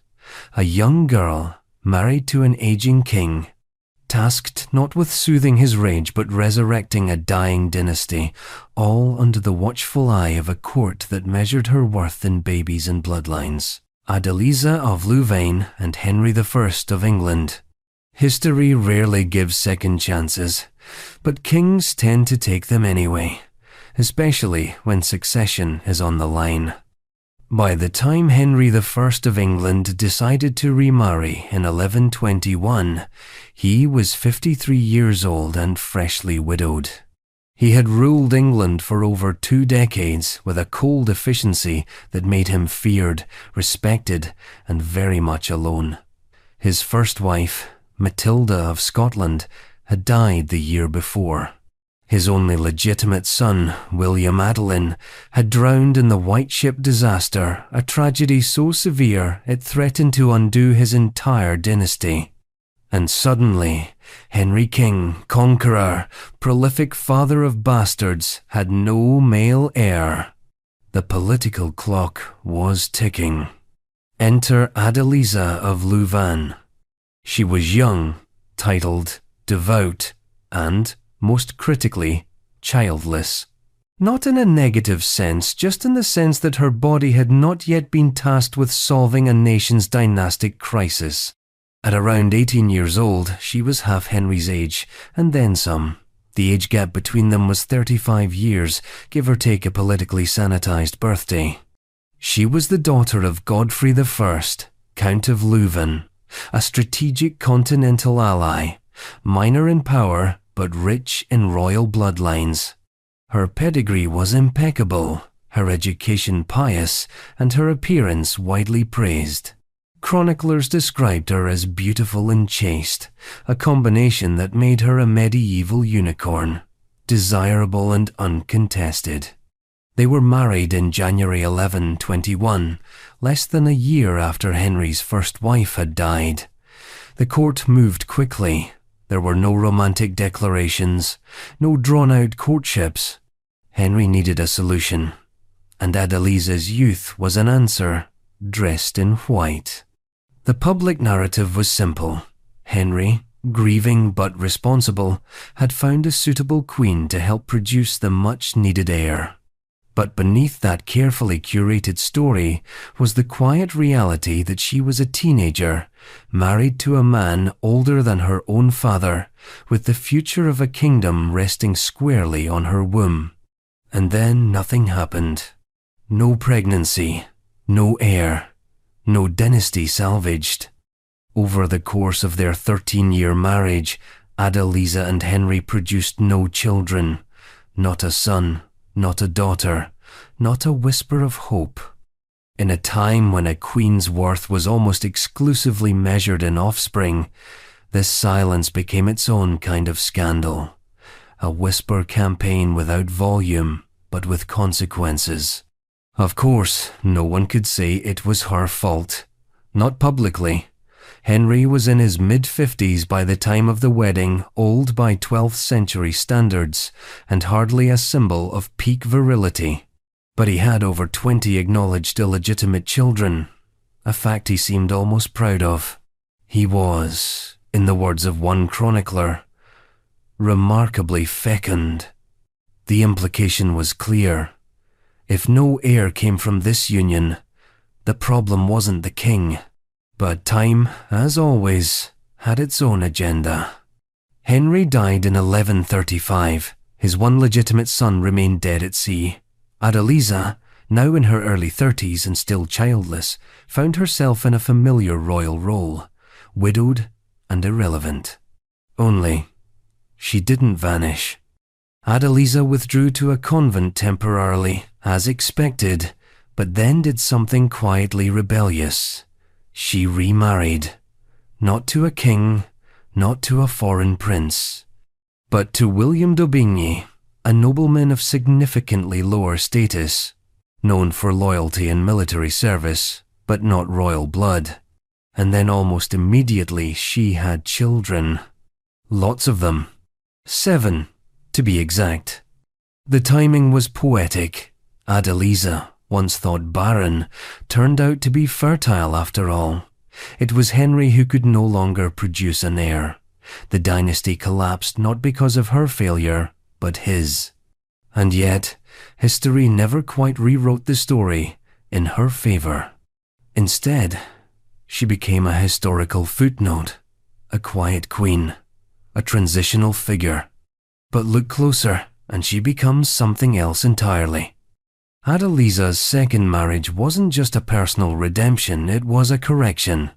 She lived out her days, raising her children, managing estates, and operating from the political sidelines with far more independence than she had ever known as queen.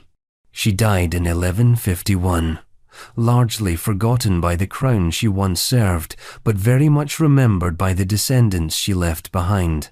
There's a strange justice in it. The woman who had been used as a last-ditch effort to save a royal line ended up creating one of her own outside the throne, beyond the reach of the crown, and entirely on her own terms. And yet, the pattern continued.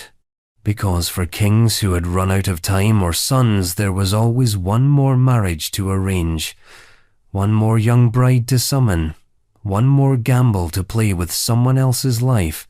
Which brings us, with familiar discomfort, back to the same royal players, because some age gaps are so staggering they circle back again, as if history can't stop itself from repeating the same quiet contradictions. Richard II and Isabella of Valois revisiting. Some stories aren't told twice because they changed, but because the world didn't. When Richard II of England married Isabella of Valois in 1396, the union was billed as a diplomatic miracle, a truce between two warring nations, a symbol of peace, strength, and royal self-control. It was also, rather disturbingly, a grown man marrying a child. Richard was 29, Isabella was 6. We've already seen this marriage, once examined it under the lens of diplomacy, grief, and symbolic politics. But revisiting it again isn't redundant, it's necessary. Because when the same story refuses to disappear, it becomes a pattern. And patterns have a way of explaining the things no one wants to admit. The first time around, we looked at the marriage as an anomaly. Now we look at it for what it really was. Institutionalized repetition. Richard's reasons for marrying Isabella were not romantic, nor even purely dynastic. They were tactical. England and France had been locked in the 100 Years' War, an exhausting, slow-burning feud that had drained coffers, ruined crops, and blurred the line between national pride and generational vengeance. Richard needed a ceasefire. France needed leverage. And a marriage, however unsettling, was the quickest way to draw a neat line between enemies and pretend it was a bridge. To that end, Isabella was perfect. Young enough to be unthreatening, French enough to be useful, and royal enough to sanctify the treaty with the full blessing of God and court alike.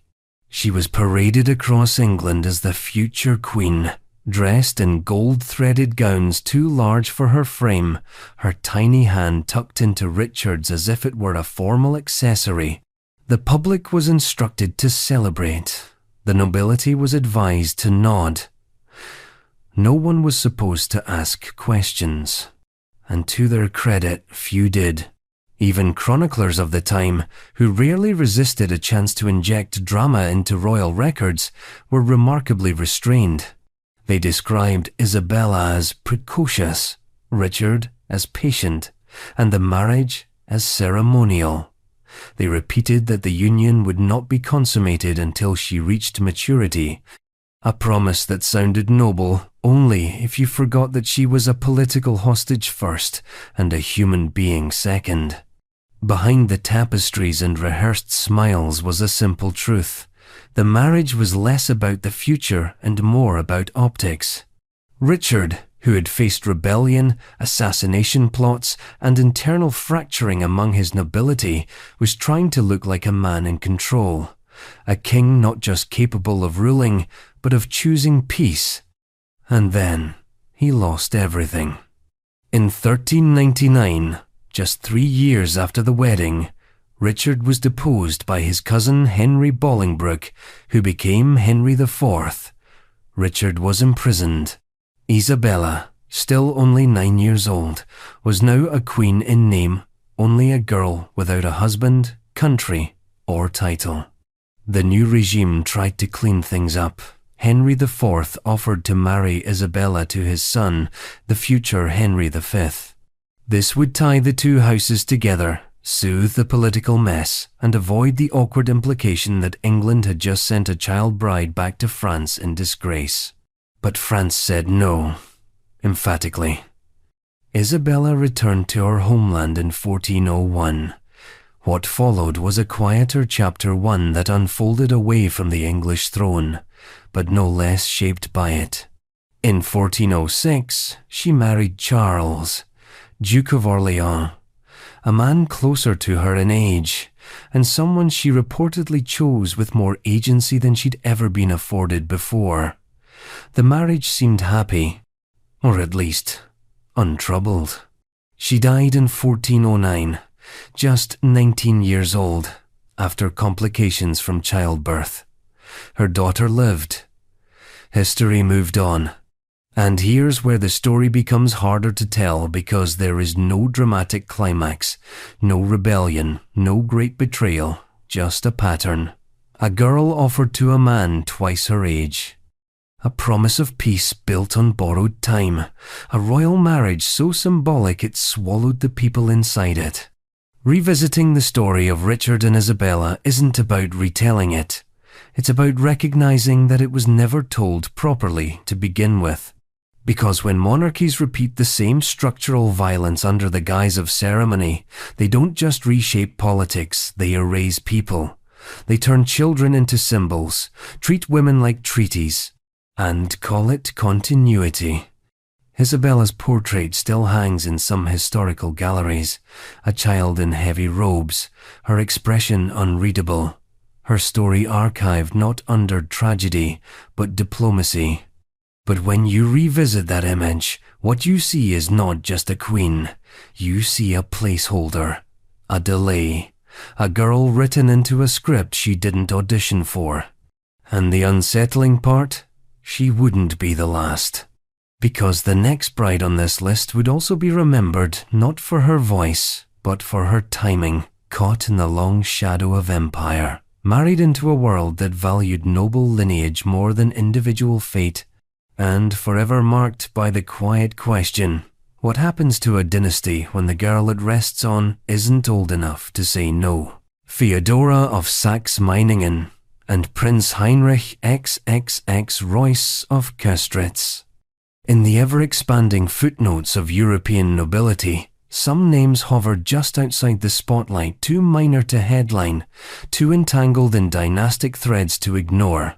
Feodora of Saxe-Meiningen and Prince Heinrich XXX Reuss of Köstritz were never household names. But their marriage, quietly staged in the late 19th century, represents the quiet persistence of a tradition few monarchies ever fully abandoned. Marrying young women to older men in the hope that time and titles might somehow cooperate. Feodora was born in 1890 into the House of Saxe-Meiningen, a small but respectable German duchy. Her lineage was steeped in conservative royal values, discipline, discretion, and dynastic loyalty. These were not the firebrand royals of revolutions and manifestos. These were the quiet ones. The ones who smiled politely, bowed correctly, and married according to the charts.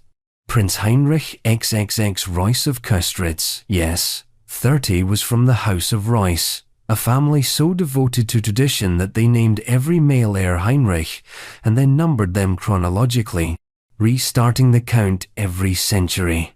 If that sounds like an Excel spreadsheet of cousins, it's because it kind of was. Heinrich XXX was about 15 years older than Feodora. That's not extreme by royal standards, but it becomes more noticeable when you consider the context. Feodora was just out of adolescence, barely stepping into adulthood, and Heinrich was already a seasoned nobleman with a political resume, military experience, and the full weight of minor princely responsibility on his shoulders. Their marriage, contracted in 1910, was more alliance than romance. The German Empire was still intact, though cracks were beginning to show. These small princely houses, Köstritz, Meiningen, and their cousins, were struggling to maintain relevance in an age of growing republicanism and industrial transformation. Marriage remained their most enduring tool, a way to bind families, preserve names, and shore up influence across regional courts. Feodora, by all accounts, was gentle, well-educated, and refined. She embodied the kind of princesshood that fit nicely into oil paintings and genealogical tables. Her marriage to Heinrich XX offered no immediate political shockwaves, but it strengthened ties between houses whose prestige was increasingly ceremonial. But behind the quiet pageantry of the wedding was a familiar dynamic, a young woman entering a world shaped entirely by the generations before her. Feodora wasn't just marrying a man, she was marrying a system. She would be expected to represent stability, grace, and above all, fertility. The Reuss family needed heirs not just for succession, but for presence. Nobility, after all, was becoming more symbolic with every passing decade. Without children, a family name could dissolve into footnotes. With them, it could at least continue to appear in seating charts. Feodora delivered. She gave birth to children, managed estates, and performed ceremonial duties with the kind of practiced restraint that often passes for contentment in royal records. There are no tabloid scandals, no fiery letters, no court rebellions, just the slow unfolding of a dynastic life, public, deliberate, and almost entirely unexamined by the broader world. And that's precisely what makes her story so telling. Because not every royal marriage ends in execution, abdication, or dramatic exile. Some of them persist quietly. Some of them are deeply unequal, not in affection or cruelty, but in structure. 15 years is not, on its own, a horror story. But when paired with duty, pressure, and the unspoken expectation that a young woman's life is to be folded seamlessly into an older man's legacy, the imbalance becomes harder to ignore, especially when the surrounding world begins to change. By the early 20th century, monarchy was no longer immune to consequence. World War I erupted in 1914, and the entire continent began to tear itself apart.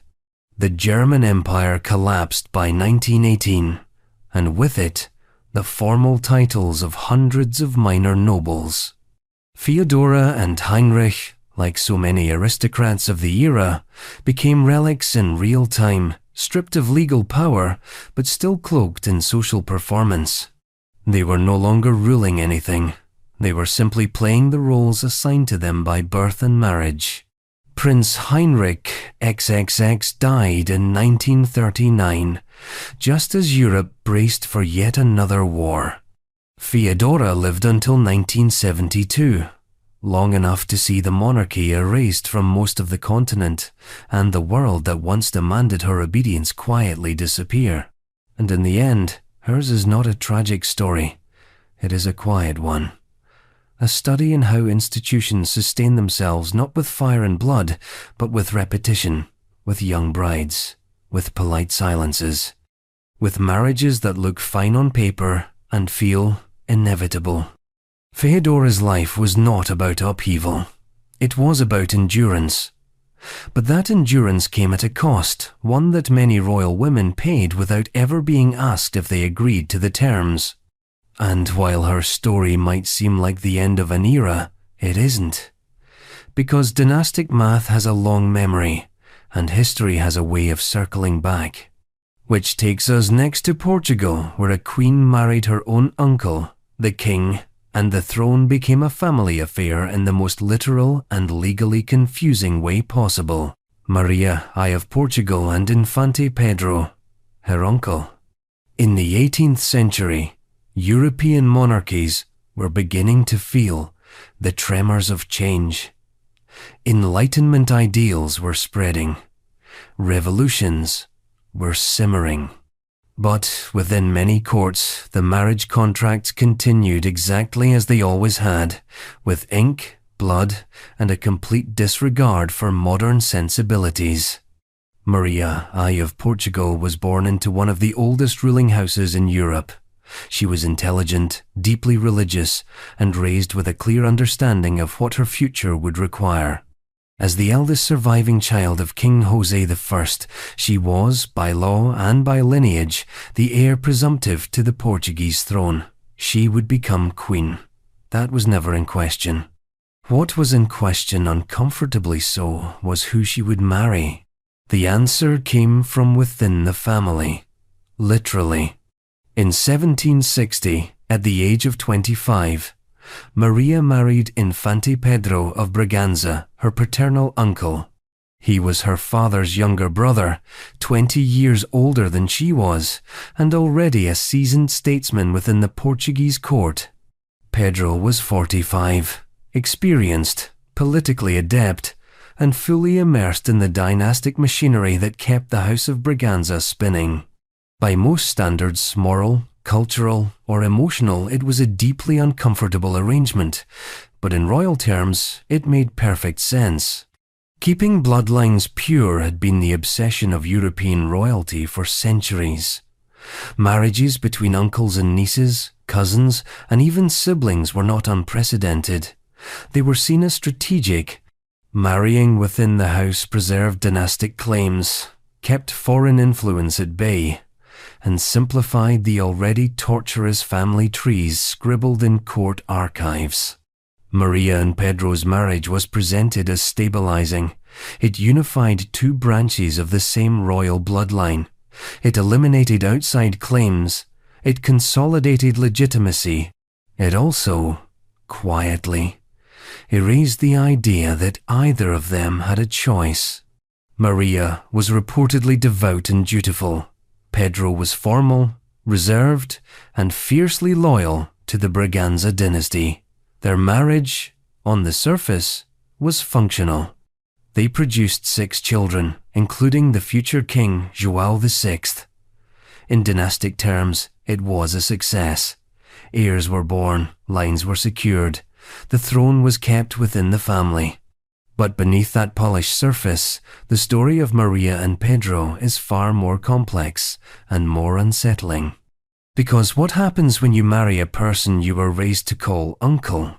What kind of relationship can grow in the space between tradition and taboo? The historical record is largely silent on their personal dynamics. There are no surviving love letters, no gossip-riddled memoirs, no grand gestures of romance.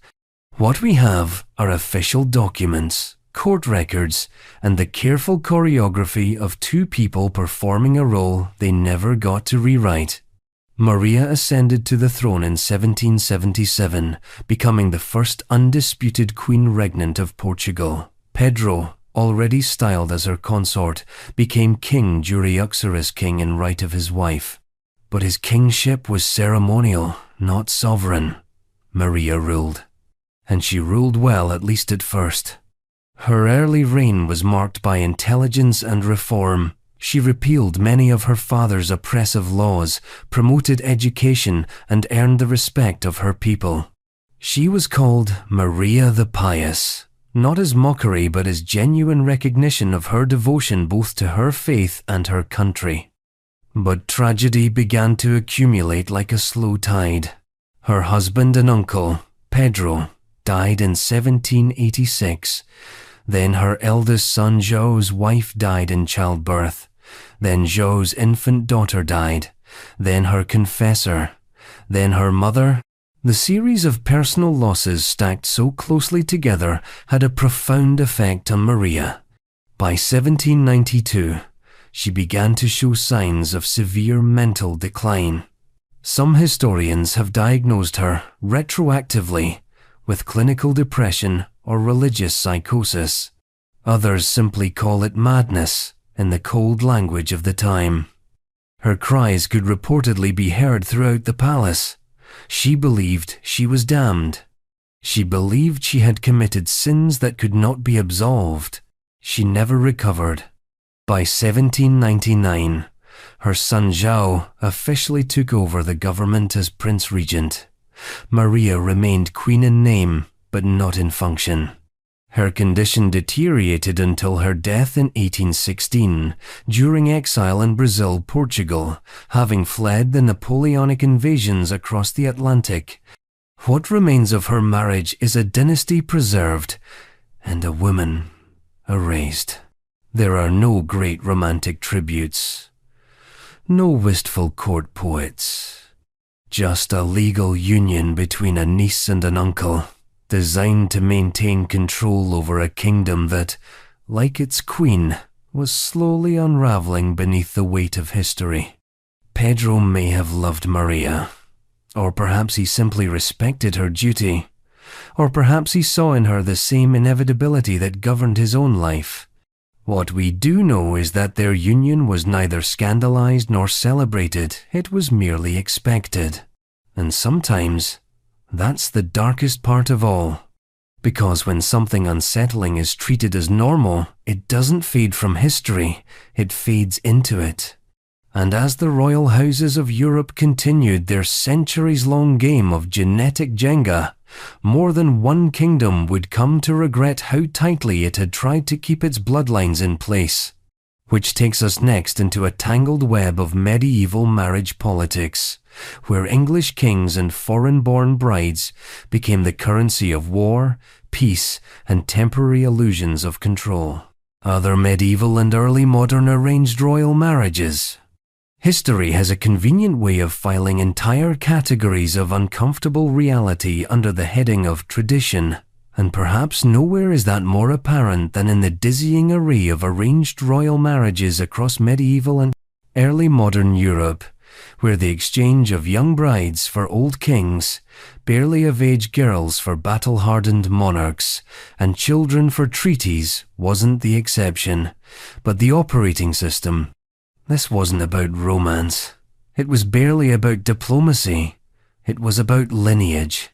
About alliances inked in adolescence, borders stabilized by betrothal, and sovereign power passed down like a family recipe with no room for refusal.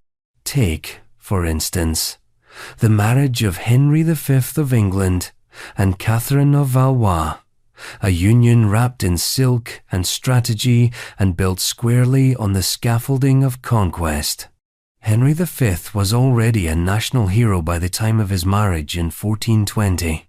Fresh from his military triumph at Agincourt, he was 33, triumphant, and utterly certain of his divine right to claim not only the English crown, but the French one as well.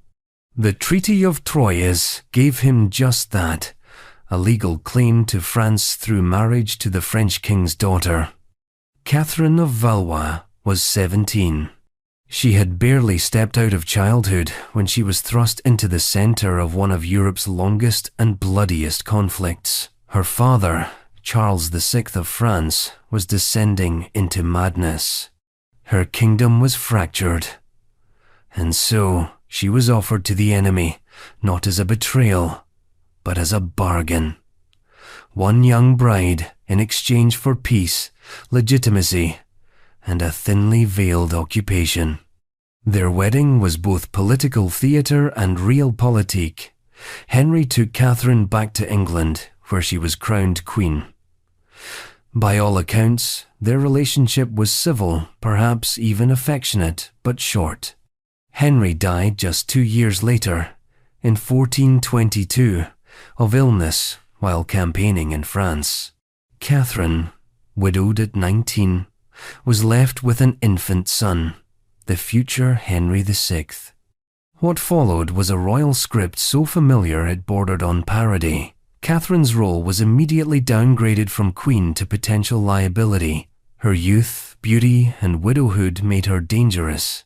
The court feared she might remarry worse, that she might marry below her station and produce rivals to the crown.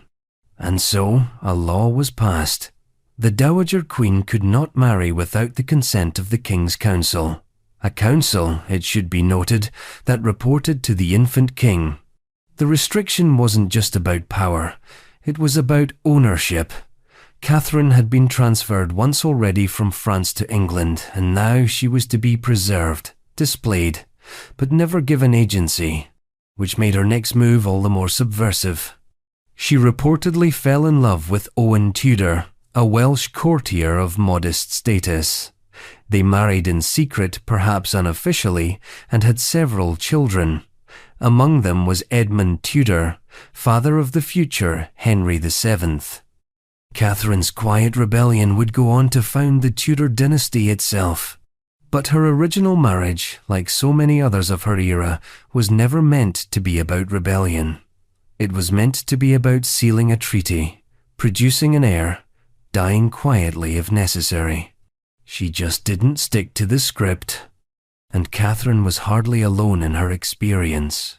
Margaret of Anjou, married to Henry VI at just 15, became queen to a king with a failing grip on power and, eventually, on reality.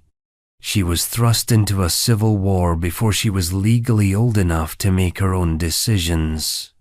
Her marriage, like so many others, was arranged not for love or partnership, but to neutralize a threat, only for it to create an entirely new one. Or consider Eleanor of Provence, who married Henry III of England around age 12. Her arrival in England marked the beginning of decades of foreign court tensions, political factionalism, and eventually rebellion. Not because of anything she did, but because of what she represented, a foreign queen placed like a chess piece into a game she did not design. In each of these cases, the women involved were young, the men were older, the marriages were contractual, and the consequences were usually borne not by the men who arranged them, but by the women who lived inside them. These were not isolated events. They were part of a culture of dynastic maintenance, one that viewed adolescence as a resource, obedience as virtue, and fertility as function. The same cycle repeated across centuries. In castles and cathedrals, in parlours and palaces, entreaties sealed with rings, and childhoods buried under crowns too heavy for their wearers. And if you think this pattern eventually disappeared, the next story will gently remind you otherwise. Because even in the age of jet planes and press photographers, the throne still remembers the old rules. And one of the most famous royal couples of the modern age, complete with flashbulbs, fairy tale gowns, and televised vows, was marked not just by love or tragedy, but by the same quiet arithmetic that defined every royal match before it. An older man, a younger bride, a monarchy with everything to gain and everything to lose. King Charles and Princess Diana. The story of Charles and Diana has been told so many times that it risks becoming background noise, another overexposed royal narrative smoothed down by too many Netflix reenactments and coffee table biographies. But strip away the glossy documentaries and the slow-motion wedding clips, and what remains is an unsettlingly familiar pattern. An older heir, a younger bride, and a crown, trying to script human beings into symbols. In 1981, Prince Charles was 32 years old. Lady Diana Spencer was 20. 12 years apart. Not a scandalous gap by historical standards, certainly not in the context of monarchies, but in hindsight, that space was cavernous. Not just in age, but in power, in experience, in intention. Charles had spent his entire life in the royal spotlight. He was the heir to the British throne, raised in palaces, educated at elite schools, weighed down with centuries of expectation. He had already had relationships, some public, most very private, and was, by the early 82nds, under pressure to marry, not just marry, but marry correctly, the right bloodline, the right religion, the right temperament, the right image. Diana, by contrast, had just exited adolescence. She was shy, sheltered, and most importantly, perfect for the role. Noble, young, photogenic, and uncontroversial. The press called her a fairy tale. The palace called her suitable. Charles, if anything, seemed vaguely hesitant. But it went ahead anyway. The engagement was announced, the ring was displayed, and then came that famously awkward moment in their televised interview when a reporter asked, "Are you in love?" Diana smiled and said, "Of course." Charles looked off into the distance and replied, "Whatever in love means." There it was, the arithmetic of the modern monarchy. The marriage was not just a personal arrangement, it was a national investment. The wedding, watched by 750 million people worldwide, became a pageant of reassurance. The heir is settled, the monarchy is stable, and the future is unfolding on schedule. But behind the curtains, the math was off. Diana entered the marriage with no real preparation for the emotional labyrinth of royal life.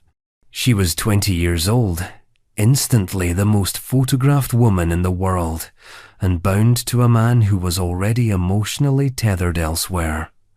The age difference wasn't the problem, it was the imbalance of awareness. Charles had spent 3 decades under the palace microscope. Diana was still learning how to speak without trembling on camera. And then came the children. William in 1982, Harry in 1984. From the outside, it was perfect. The young princess, the photogenic family, the heir and the spare. But the illusion held only as long as the camera shutters clicked. Inside, the marriage was disintegrating quietly, then not so quietly. Affairs, interviews, isolation, tabloid feeding frenzies. Charles and Diana officially separated in 1992. They divorced in 1996. 1 year later, Diana was dead. And so the fairy tale collapsed into a footnote, and the footnote became a fable. But what it reveals is not just a tragic love story, it's a recurring blueprint. Take a young woman, pair her with an older royal, dress her up as stability, tell the world she's ready, watch her disappear. Diana, of course, didn't disappear. She refused to. Her post-divorce life, however short, was a defiant rewriting of her role. She became a global humanitarian figure, and in doing so, exposed the performative hollowness at the core of the modern monarchy. But it was too late to save the marriage, or the girl who had been handed a crown before she understood its weight. And if you think this was a uniquely British tragedy, think again.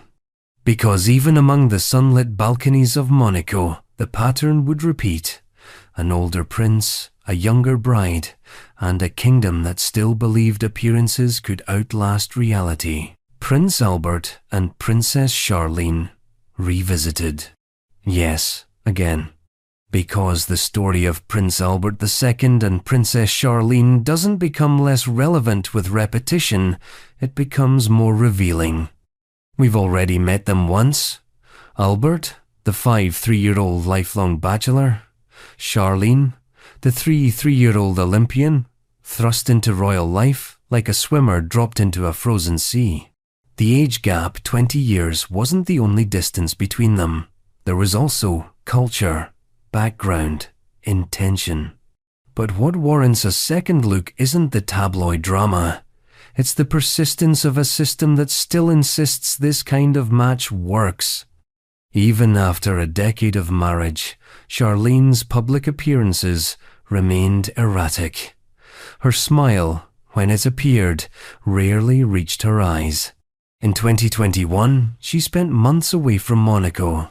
Officially for medical reasons, but unofficially, the rumors surged again. Homesickness, unhappiness, isolation. The palace said she needed time to recover. The public wondered whether she was simply recovering from being a princess. Albert continued his public duties, calm as ever, while headlines flickered between worry and speculation. They eventually reunited. The twins Jacques and Gabriella became the new focus. The succession was secure, the facade held. But the emotional arithmetic of the marriage had already been written in full view. An older man, a younger woman, and a relationship that operated like a press release. It wasn't scandalous. It wasn't tragic. It was just the latest version of the same old structure, wrapped in Mediterranean light. Monaco, like so many monarchies, clung to the appearance of continuity, and nothing says continuity quite like the image of a serene princess beside her stately husband, regardless of what's beneath the surface. And if you think modern royals might eventually rethink that blueprint, if you imagine that the next generation might avoid it entirely, allow me to point you back, again, to the Dutch throne, where a king in the 19th century married a woman young enough to be his granddaughter, and the pattern once again became prophecy. William III of the Netherlands and Emma of Waldeck and Pyrmont revisited. Yes, once more. Because this marriage remains one of the starkest examples of royal dynastic desperation meeting generational asymmetry. William III was 61, Emma was 20, a 41-year gap wrapped in velvet and sealed with a crown. We've seen the outline. William, a cranky, erratic monarch whose first marriage had failed to produce surviving male heirs. Emma, young, Bavarian, unthreatening, and precisely what the Dutch throne needed: a woman capable of bearing a child before the dynasty collapsed into irrelevance. And bear one she did, Wilhelmina, born in 1880, the miracle baby, the savior of the House of Orange. Emma played her role to perfection. She ruled as regent after William's death in 1890. She protected her daughter's position. She stabilized the monarchy. She won public affection. And yet, her story was always cast in reference to his. The age gap was not just biological, it was generational, Ideological, psychological. Emma entered a life shaped entirely by William's past, his age, his grief, his anger, his expectations, and she in turn became the quiet correction to his unruly legacy. They called it a success. But when you look closely, what you see is a dynasty saved, not by love, not by power, but by a young woman's compliance with a structure she never designed. The structure persists, because the next royal marriage, it wasn't just politically strategic, it was biologically urgent. A 70-year-old king and a bride still in her teens. No romance, no illusions, just a final, desperate attempt to print a future before the king ran out of time. King Władysław and Sophia of Halszany revisited. Some stories circle back not because we've forgotten them, but because we haven't fully understood them. We began this entire series with Władysław II Jagiello and Sophia of Halszany, a marriage so chronologically lopsided it almost felt like a metaphor for dynastic power itself. But returning to it now, mid-journey through centuries of royal unions, the pattern sharpens into something even starker. Władysław II, aged over 70 at the time of his marriage, was no romantic fool. He was not a lost king looking for affection in his twilight years. He was a tactician, a survivor, a man who had spent decades building a political empire and needed a final insurance policy in the form of a male heir. Sophia, 15, possibly younger, was not chosen for companionship. She was chosen because she was the right mixture of noble blood and political neutrality. In short, she could be controlled. The crown justified the match as necessary. That word again. Always necessary. But necessary for whom? Certainly not Sophia. She gave birth to 2 sons, both of whom survived, which was statistically impressive given the time and medically miraculous given the circumstances. Her firstborn, Władysław III, would become king but not a stabilizing force. In fact, his reign would end in the mud and confusion of the Battle of Varna, where he died young, leaving no heir and returning the dynasty to its cycle of anxiety. Sophia, meanwhile, outlived her husband by over 30 years, and it's in that postmarital phase that we see something more than just a royal womb. As Queen Dowager, she wielded considerable influence. She advocated for her sons' rights, managed estates, and ensured that her children weren't sidelined by rival branches of the royal family. In many ways, she became more politically potent after Władysław's death, when she was no longer under the explicit command of an ancient husband or treated solely as a reproductive instrument. But her legacy, despite these contributions, still circles around that one uncomfortable image. A teenage girl married to a septuagenarian monarch whose first 3 wives had all failed to deliver the one thing he truly wanted: a lasting bloodline.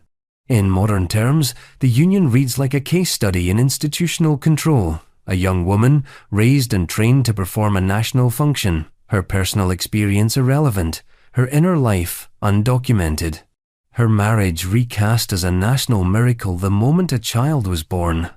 And yet, when you follow the thread from Władysław to his sons to his grandsons, what you find is not a straight line of dynastic success, but a jagged timeline of instability, contested claims, and short-lived reigns.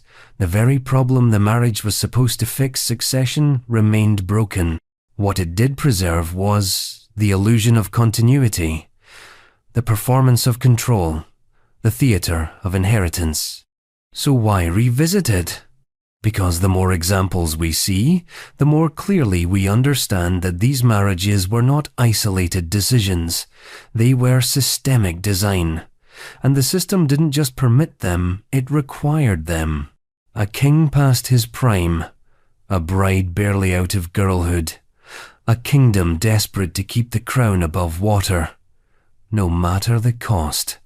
And just when you think the pattern couldn't get any more transparent, it crosses borders to France again, where another king nearing the end of his life reached for a young English bride, not out of affection, but as a final gesture of strategy.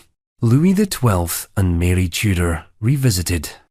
Once again, we find ourselves at the altar of political convenience. Louis XII of France was 52 years old. Mary Tudor, sister of the newly crowned Henry VIII, was just 18. That's a 34-year age gap neatly nestled within the royal tradition of sending teenage girls to foreign courts and calling it diplomacy. Louis had already been married twice. His second wife, Anne of Brittany, had been a formidable political operator in her own right. But with her death, Brittany, the once independent duchy, was permanently absorbed into the French crown. Strategically, Louis had won. Personally, he was alone. Politically, he was not done. The French court needed stability. Louis needed a new wife. And England, still flexing its early Tudor muscles, was eager to play the continental power game. Henry VIII, just 2 years into his reign, offered his youngest sister. It was a textbook move: forge an alliance, avoid a war, and make your sibling someone else's problem. Mary Tudor was known for her beauty, wit, and unshakable loyalty to her family.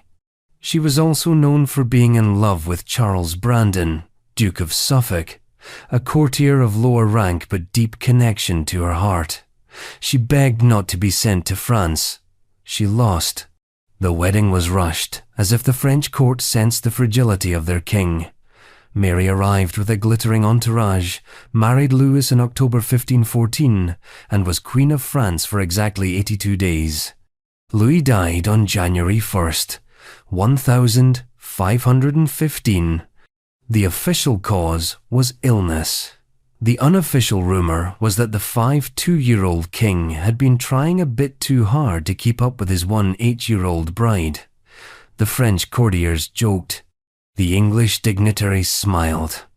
Mary went into mourning as required, and then she did something rare. She took back her life. Within weeks, Mary secretly married Charles Brandon, the man she'd loved all along, without her brother's permission. Henry VIII was furious. He threatened them both, and then, in classic Tudor fashion, forgave them in exchange for money, loyalty, and public humility. It was a scandal that ended in domesticity.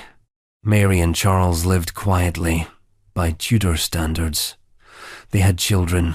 They avoided major political disasters. Mary faded into the backdrop of Henry's increasingly chaotic reign. She died in 1533, just as her brother's marriage to Anne Boleyn was about to plunge the country into religious and dynastic crisis. But her story, like Sophia's, like Emma's, like Charlene's, remains defined by a single question. What does it mean to be married to a man twice your age when your body is considered a national asset? Because across centuries, courts, and continents, the answer seems to be the same. It means obedience, appearances, and silence. Until, of course, it doesn't. Because the next case isn't a metaphor or a callback, it's the exact same marriage again, listed once more, as if even history itself couldn't stop replaying the contradiction. Edward I's second marriage, revisited. By the time Edward I married Margaret of France, the man was more legend than life. He was England's Hammer of the Scots, crusader, legislator, king of meticulous conquest, and even more meticulous tax collection.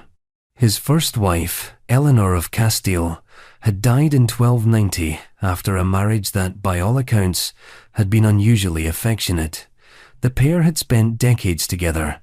She had followed him on campaigns, borne 16 children, and been honoured with no fewer than 12 monumental crosses after her death.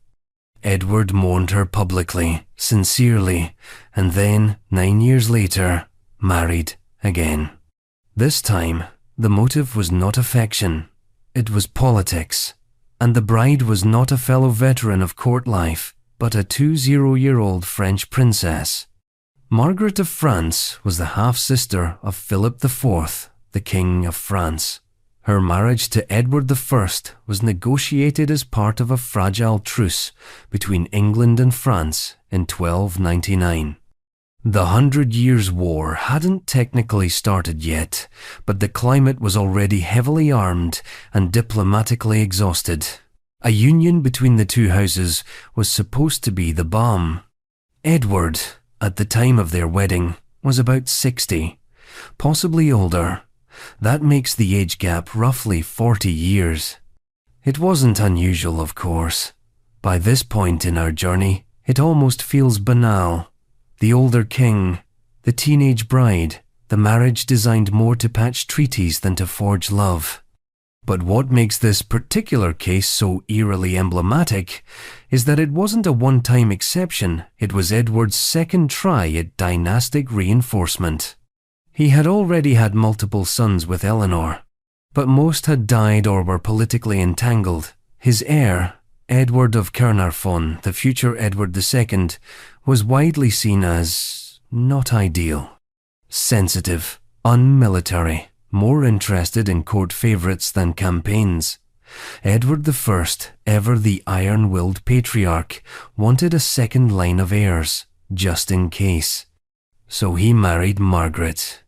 And Margaret, for her part, performed the role with grace, dignity, and a kind of resigned diplomacy that has echoed through the centuries. She bore him 3 children, Thomas, Edmund, and Eleanor. 2 sons and a daughter, delivered into a royal family where the father was old enough to have been their grandfather, indeed, old enough to have already fought multiple wars before they were even conceived.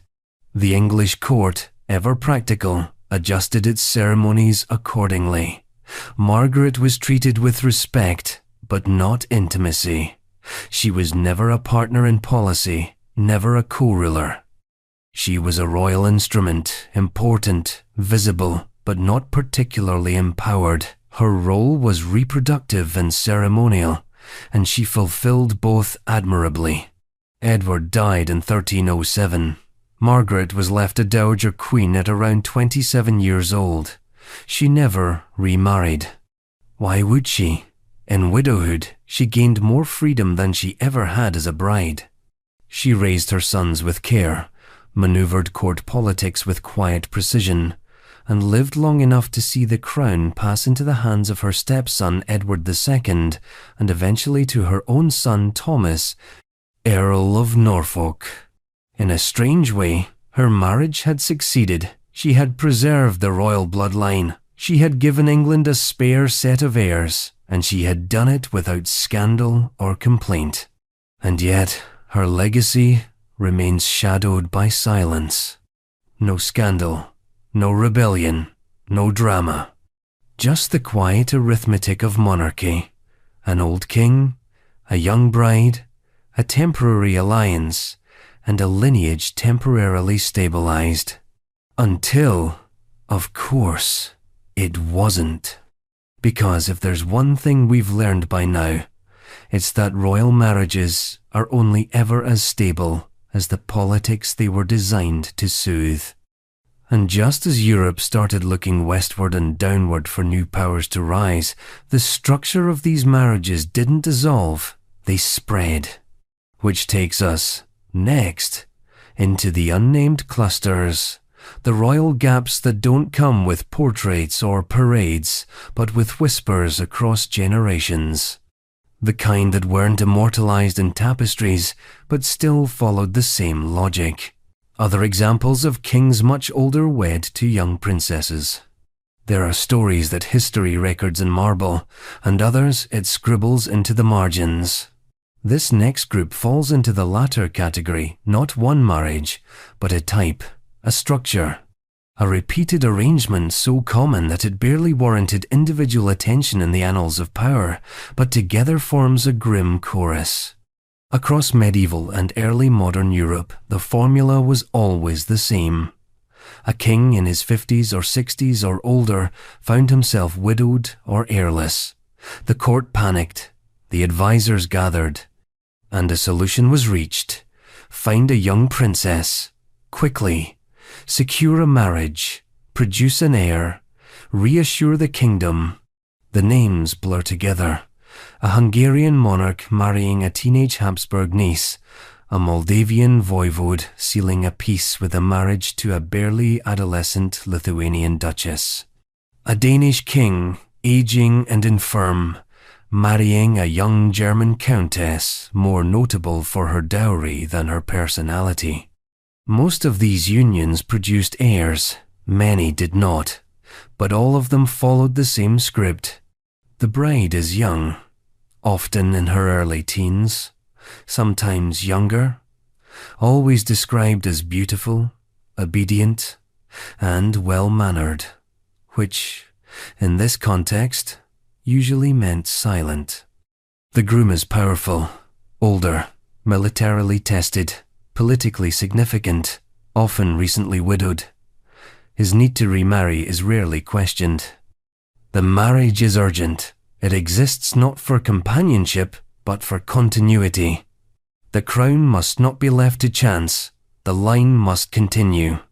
And in these margins, you begin to see the ghost of a system that didn't die with the Enlightenment, it simply became less visible.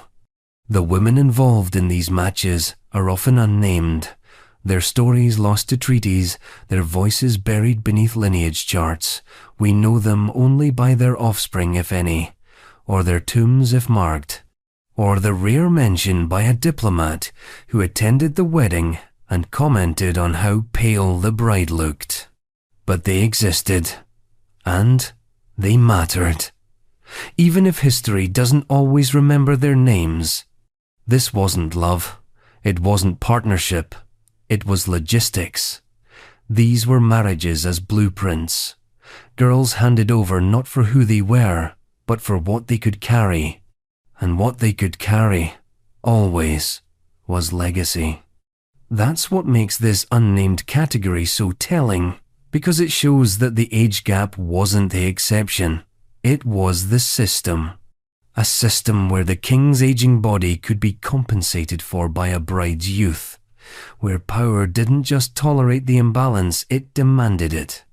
And so, even as revolutions brewed and monarchies began to weaken, this ritual repeated itself in the corners of kingdoms far from the spotlight, but always close to the throne. And if you think those corners disappeared in modern times, you haven't looked east. Because the next royal empire, one that once stretched across 3 continents, took this blueprint and scaled it to imperial proportions, where marriage was no longer just a tool of policy, but the lifeblood of a sprawling sultanate. Various Ottoman sultans. The Ottoman Empire didn't invent the practice of older rulers marrying younger brides, but they institutionalized it with a kind of ruthless elegance. The harem, the iconic, over-mythologized, and deeply misunderstood institution of the imperial court, wasn't just a space of opulence and seclusion. It was a political machine, a dynastic engine, and within it, the age gap was more than tradition, it was law. Ottoman sultans typically married late, if at all. The early sultans, especially during the height of imperial expansion, rarely took official wives. Most of their partners were concubines, women of enslaved origin, often taken as part of the Devshirme or brought in from the Caucasus or Eastern Europe. These women weren't always married in the Western sense.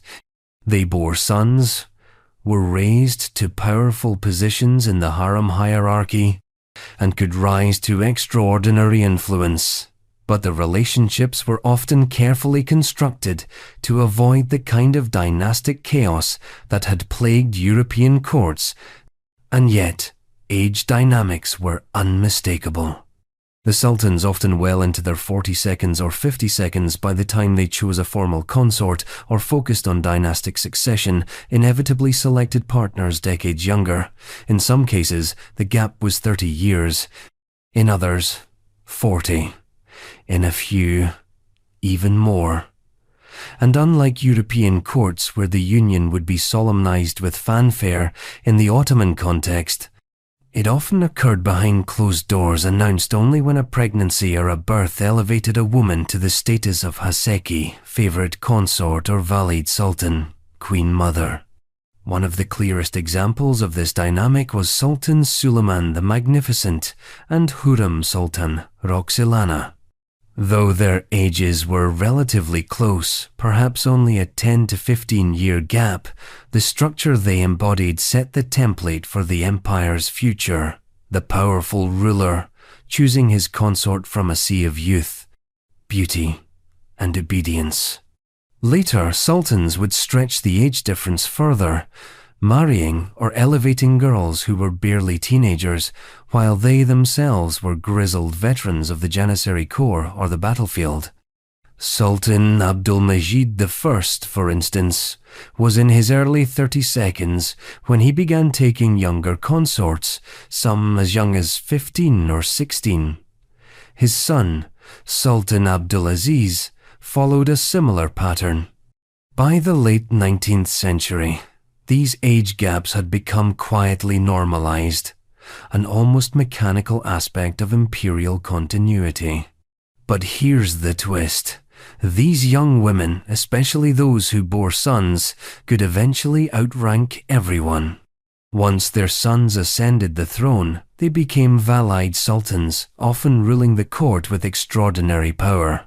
In fact, during the 16th and 17th centuries, the Ottoman Empire experienced what historians call the Sultanate of Women, a period where the mothers of sultans effectively ran the empire, managing court politics, foreign relations, and even military campaigns. It's a sharp irony.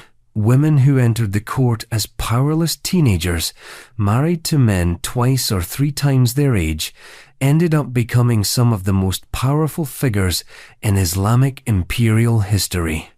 But their influence didn't erase the structural imbalance that brought them there. They didn't rise because they were wives, they rose because they were mothers. Their bodies had been used to birth continuity, and only after proving their worth through dynastic survival did they gain access to real authority. And yet, despite this occasional empowerment, the overall system remained unchanged. The age gaps persisted. The young girls continued to arrive. The sultans continued to choose and discard as they pleased. The machine kept turning. Unlike in European courts, where such marriages were often publicly debated, in the Ottoman context, the silence was strategic. The empire didn't need approval, it needed results. And so, the system endured, quietly, efficiently, unquestioned, until of course the empire itself began to crumble. And as the Ottoman influence receded, another empire with its own age gap marriages and dynastic obsessions rose in the east. A Persian dynasty with velvet thrones, iron rules, and royal weddings that blurred the line between family obligation and hereditary loop. Qajar dynasty of Persia divided by Iran. In the glittering, oil-slicked mirror of Qajar Persia, power and aesthetics were deeply intertwined. It was an empire obsessed with continuity, image, and the delicate performance of royalty. And like its European and Ottoman counterparts, the Qajar court knew precisely how to balance its aging rulers with very, very young brides. The Qajar dynasty, which ruled Persia from the late 18th century into the early 20th, was built on bloodlines. These weren't just family connections, they were policy. The Shahs married strategically, often choosing girls from rival noble families to secure alliances, legitimize claims, and forestall rebellion. And because the pool of noble families was limited, the age difference between bride and groom tended to expand exponentially with each generation. The Shahs aged, their brides somehow did not. Nasr al-Din Shah Qajar, one of the most famous rulers of the dynasty, reigned for nearly 50 years from 1848 to 1896. He was charismatic, artistically inclined, and obsessed with photography. He commissioned thousands of images of his harem, carefully documenting his court not through text, but through image. Many of those images feature girls some barely into adolescence dressed in heavy silks, staring solemnly into the camera. They were his consorts, concubines, and in some cases, wives. The age gap in these unions was not merely a byproduct of royalty, it was a feature. The Shahs chose younger brides to reinforce their virility, their authority, and their continued dominance. In some cases, the Shah was old enough to be the grandfather or great-grandfather of the girl he married. The records often avoid exact numbers. They use euphemisms like a youthful bride of noble descent or daughter of a prominent Khan. But the subtext is clear. The Qajar court didn't just tolerate these marriages, it celebrated them. They were displays of control, endurance, and dynastic virility. Each young bride was a symbol of continuity, a reassurance that the crown, however tarnished by modernity or threatened by colonial pressure, still had youth on its side. But beneath the pageantry, the contradictions began to unravel. The very age gaps that were once signs of strength began to expose cracks in the dynasty's foundations. These young queens and princesses, often unprepared and unsupported, became passive symbols in a court that increasingly relied on nostalgia rather than relevance. By the end of the 19th century, the Qajar court had become the subject of satire, critique, and growing public disillusionment. The constitutional revolution of 1905-1911 signaled that the days of hereditary rule, let alone arranged age-gap royal marriages, were numbered. Still, the imagery lingers. In museum archives, the photos remain. Black and white portraits of teenage brides seated beside aging shahs, both frozen in time, performing a version of stability that history would eventually reject. And yet, even after Persia stepped into the modern age, the pattern remained recognizable elsewhere, most visibly in yet another dynasty that used marriage to negotiate not just domestic alliances, but the very shape of an empire. Because if the Qajars perfected the aesthetics of the age-gap marriage, the next dynasty, an empire of jade and silk, would turn it into a cosmic mandate. Mughal emperors. The Mughal Empire, at its peak, was a monument to ambition, carved into the Indian subcontinent. Opulent, expansionist, and deeply hierarchical, it was an empire ruled by men who believed themselves to be divinely ordained, descended from Timur on one side and Genghis Khan on the other. The Mughals built palaces so vast they required their own climates, court rituals so intricate they resembled religious liturgies, and dynastic traditions so deeply entrenched that even their personal relationships were political events. Naturally, marriage was part of that script. While the Mughals rarely formalized their unions in the same way as their European counterparts, favoring a complex system of wives, concubines, and royal women known as begums, the pattern of age-gap relationships remained entirely intact. In fact, it thrived under a different name: dynastic consolidation. Mughal emperors were often much older than their chosen brides. This was not accidental, nor incidental. It was strategic. These unions allowed the emperors to forge alliances with powerful Rajput kingdoms, reward loyalty among Persian or Central Asian nobles, or reassert control over rebellious territories. And the younger the bride, the more malleable the arrangement was perceived to be. Take Akbar the Great, arguably the most famous of the Mughals. He married multiple Rajput princesses, including Jodha Bai, though historians debate her name, status, and even existence. What's less contested is that these princesses were often in their early teens, while Akbar was already well into adulthood. These marriages were less about affection and more about absorbing entire regions into the imperial fold without lifting a sword. But Akbar was hardly alone. Shah Jahan, builder of the Taj Mahal, married Arjuman Banu Begum, later known as Mumtaz Mahal, when he was around 15 and she 14. While their union was one of the rare love stories in the annals of empire, many of Shah Jahan's other marriages, especially later in life, followed the same established pattern. Older emperor, younger consort, political consolidation masquerading as romance. Aurangzeb, the last of the great Mughals, known more for his orthodoxy than his sentiment, maintained this tradition.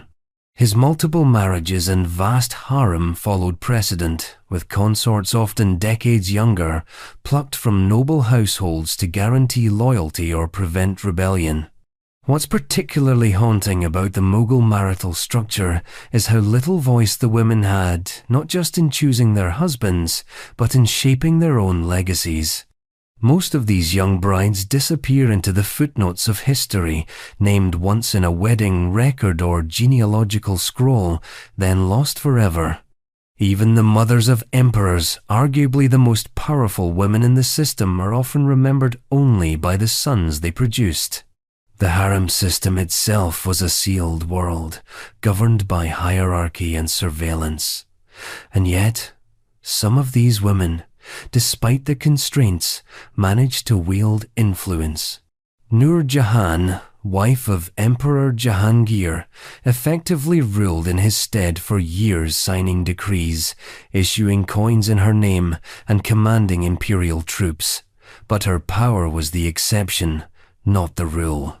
The rule was simple: young brides, older rulers, strategic marriages, silent sacrifices.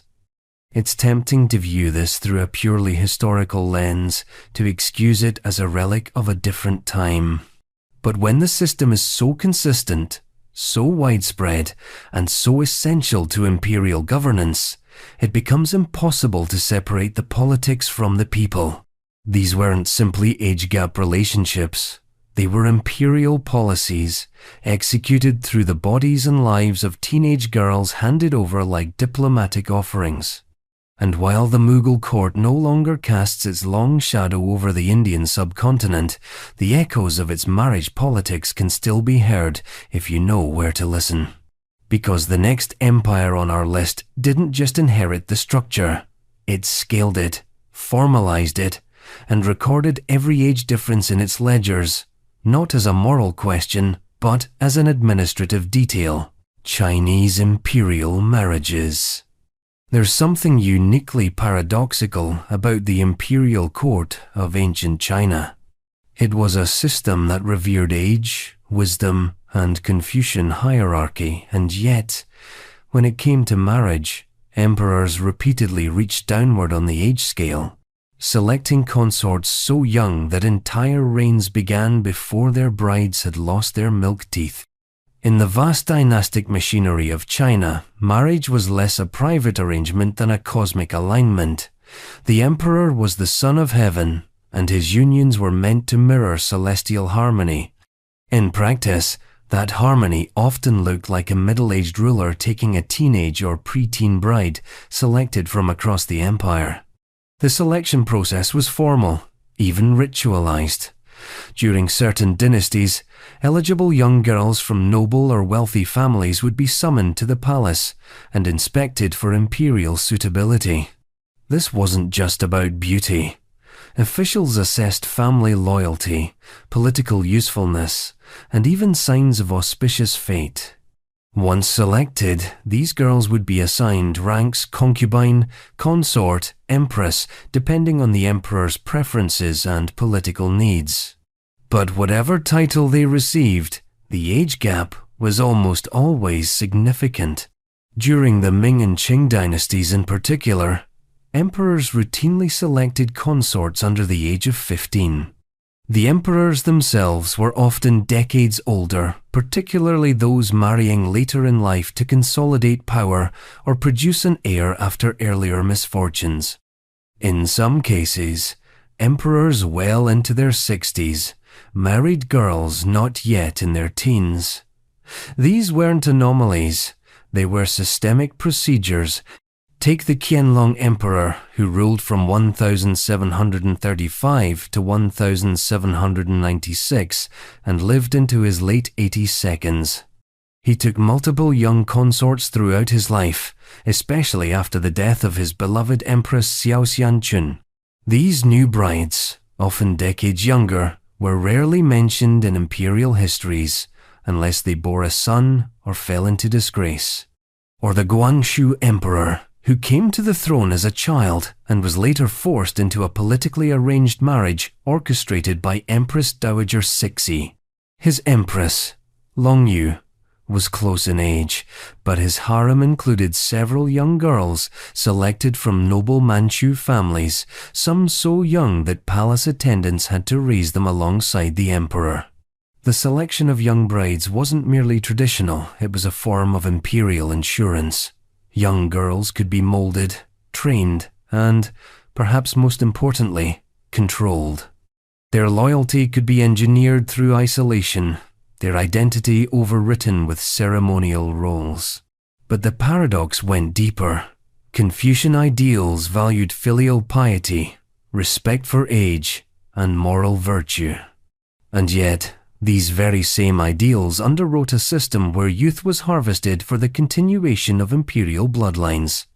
The emperor was expected to be both father and husband, ruler and god, and in this dizzying combination of roles, the humanity of the young consorts was often lost.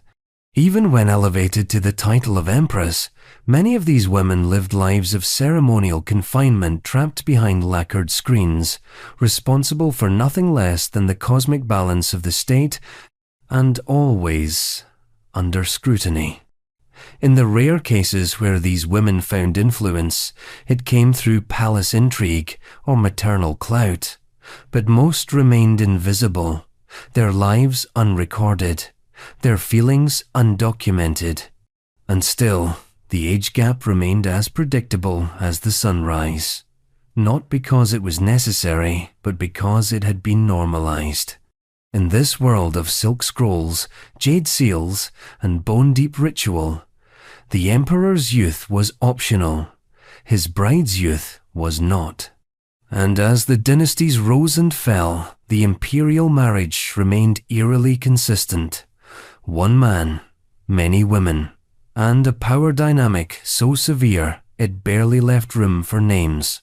Which brings us to our final stop, not in a palace, but across a continent, where kings ruled from hilltops, deserts, and savannas, where the age gap was less often written down, but no less embedded, and where history's silence doesn't mean absence, it just means we're the ones who stopped listening. African monarchies, historically. In the Western imagination, African monarchies are often relegated to myth and shorthand, reduced to a mix of folklore, warlord legend, and misremembered colonial narratives. But across the continent's sprawling cultural landscapes, royal institutions have existed for centuries, many far older than their European counterparts. From the Zulu kingdom of southern Africa to the Solomonic dynasty of Ethiopia, these monarchies had their own codes, customs, and yes, their own versions of the dynastic age gap marriage. The difficulty lies not in whether these unions occurred because they did, repeatedly, but in how history remembers them. Unlike Europe, where royal unions were chronicled with obsessive precision, or Asia, where palace records kept a tight grip on imperial memory, many African kingdoms prioritized oral tradition. Royal lineages were passed down through griots and clan elders, not court scribes or parchment. As a result, much of what we know is layered with both fact and folklore. Still, patterns emerge. In many African kingdoms, kings were not expected to marry for romance, and they certainly weren't expected to marry only once. Polygamy was not a scandal, it was a political strategy. A king's wives were not merely spouses, they were emissaries, tokens of allegiance, and in many cases, symbols of conquest or alliance. And the younger the bride, the more pure and politically malleable she was considered to be. Among the Zulu, for instance, royal polygamy was institutional. Shaka Zulu, the 19th century military strategist and king, never officially married, but his successors certainly did, and often chose brides from subjugated or allied clans. The age difference was typically stark. Kings were men of status and experience, often well into their 30s or 40s before solidifying their full royal households. Their brides, on the other hand, were frequently in their early teens, selected by age as much as by lineage. In these systems, marriage was a binding ritual of allegiance. It was not uncommon for smaller tribes to offer a daughter to a powerful king, not out of coercion, but as a sign of loyalty or protection.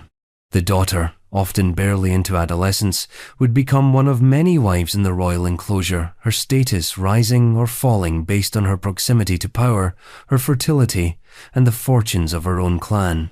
Similar practices existed in Ethiopia, particularly under the long-reigning Solomonic dynasty, which traced its lineage back to the biblical union of King Solomon and the Queen of Sheba. Emperors such as Menelik II and Haile Selassie followed traditions in which royal unions were crafted for dynastic legitimacy. Though less openly polygamous than their western or southern neighbors, the Ethiopian court still operated under a principle of strategic marriage, frequently pairing mature emperors with teenage noblewomen to secure alliances with regional warlords or noble houses. In West Africa, the kingdoms of Mali, Songhai, and Benin maintained extensive royal courts where the age dynamics followed a familiar formula. Mansa Musa, the famously wealthy 14th century emperor of Mali, is said to have had dozens of wives and concubines, many of whom were gifted to him from subordinate tribes. These women were chosen young, both as a sign of subservience and as a strategic promise of loyalty. It's worth noting too that in several African societies the concept of a queen mother held more political power than the queen herself.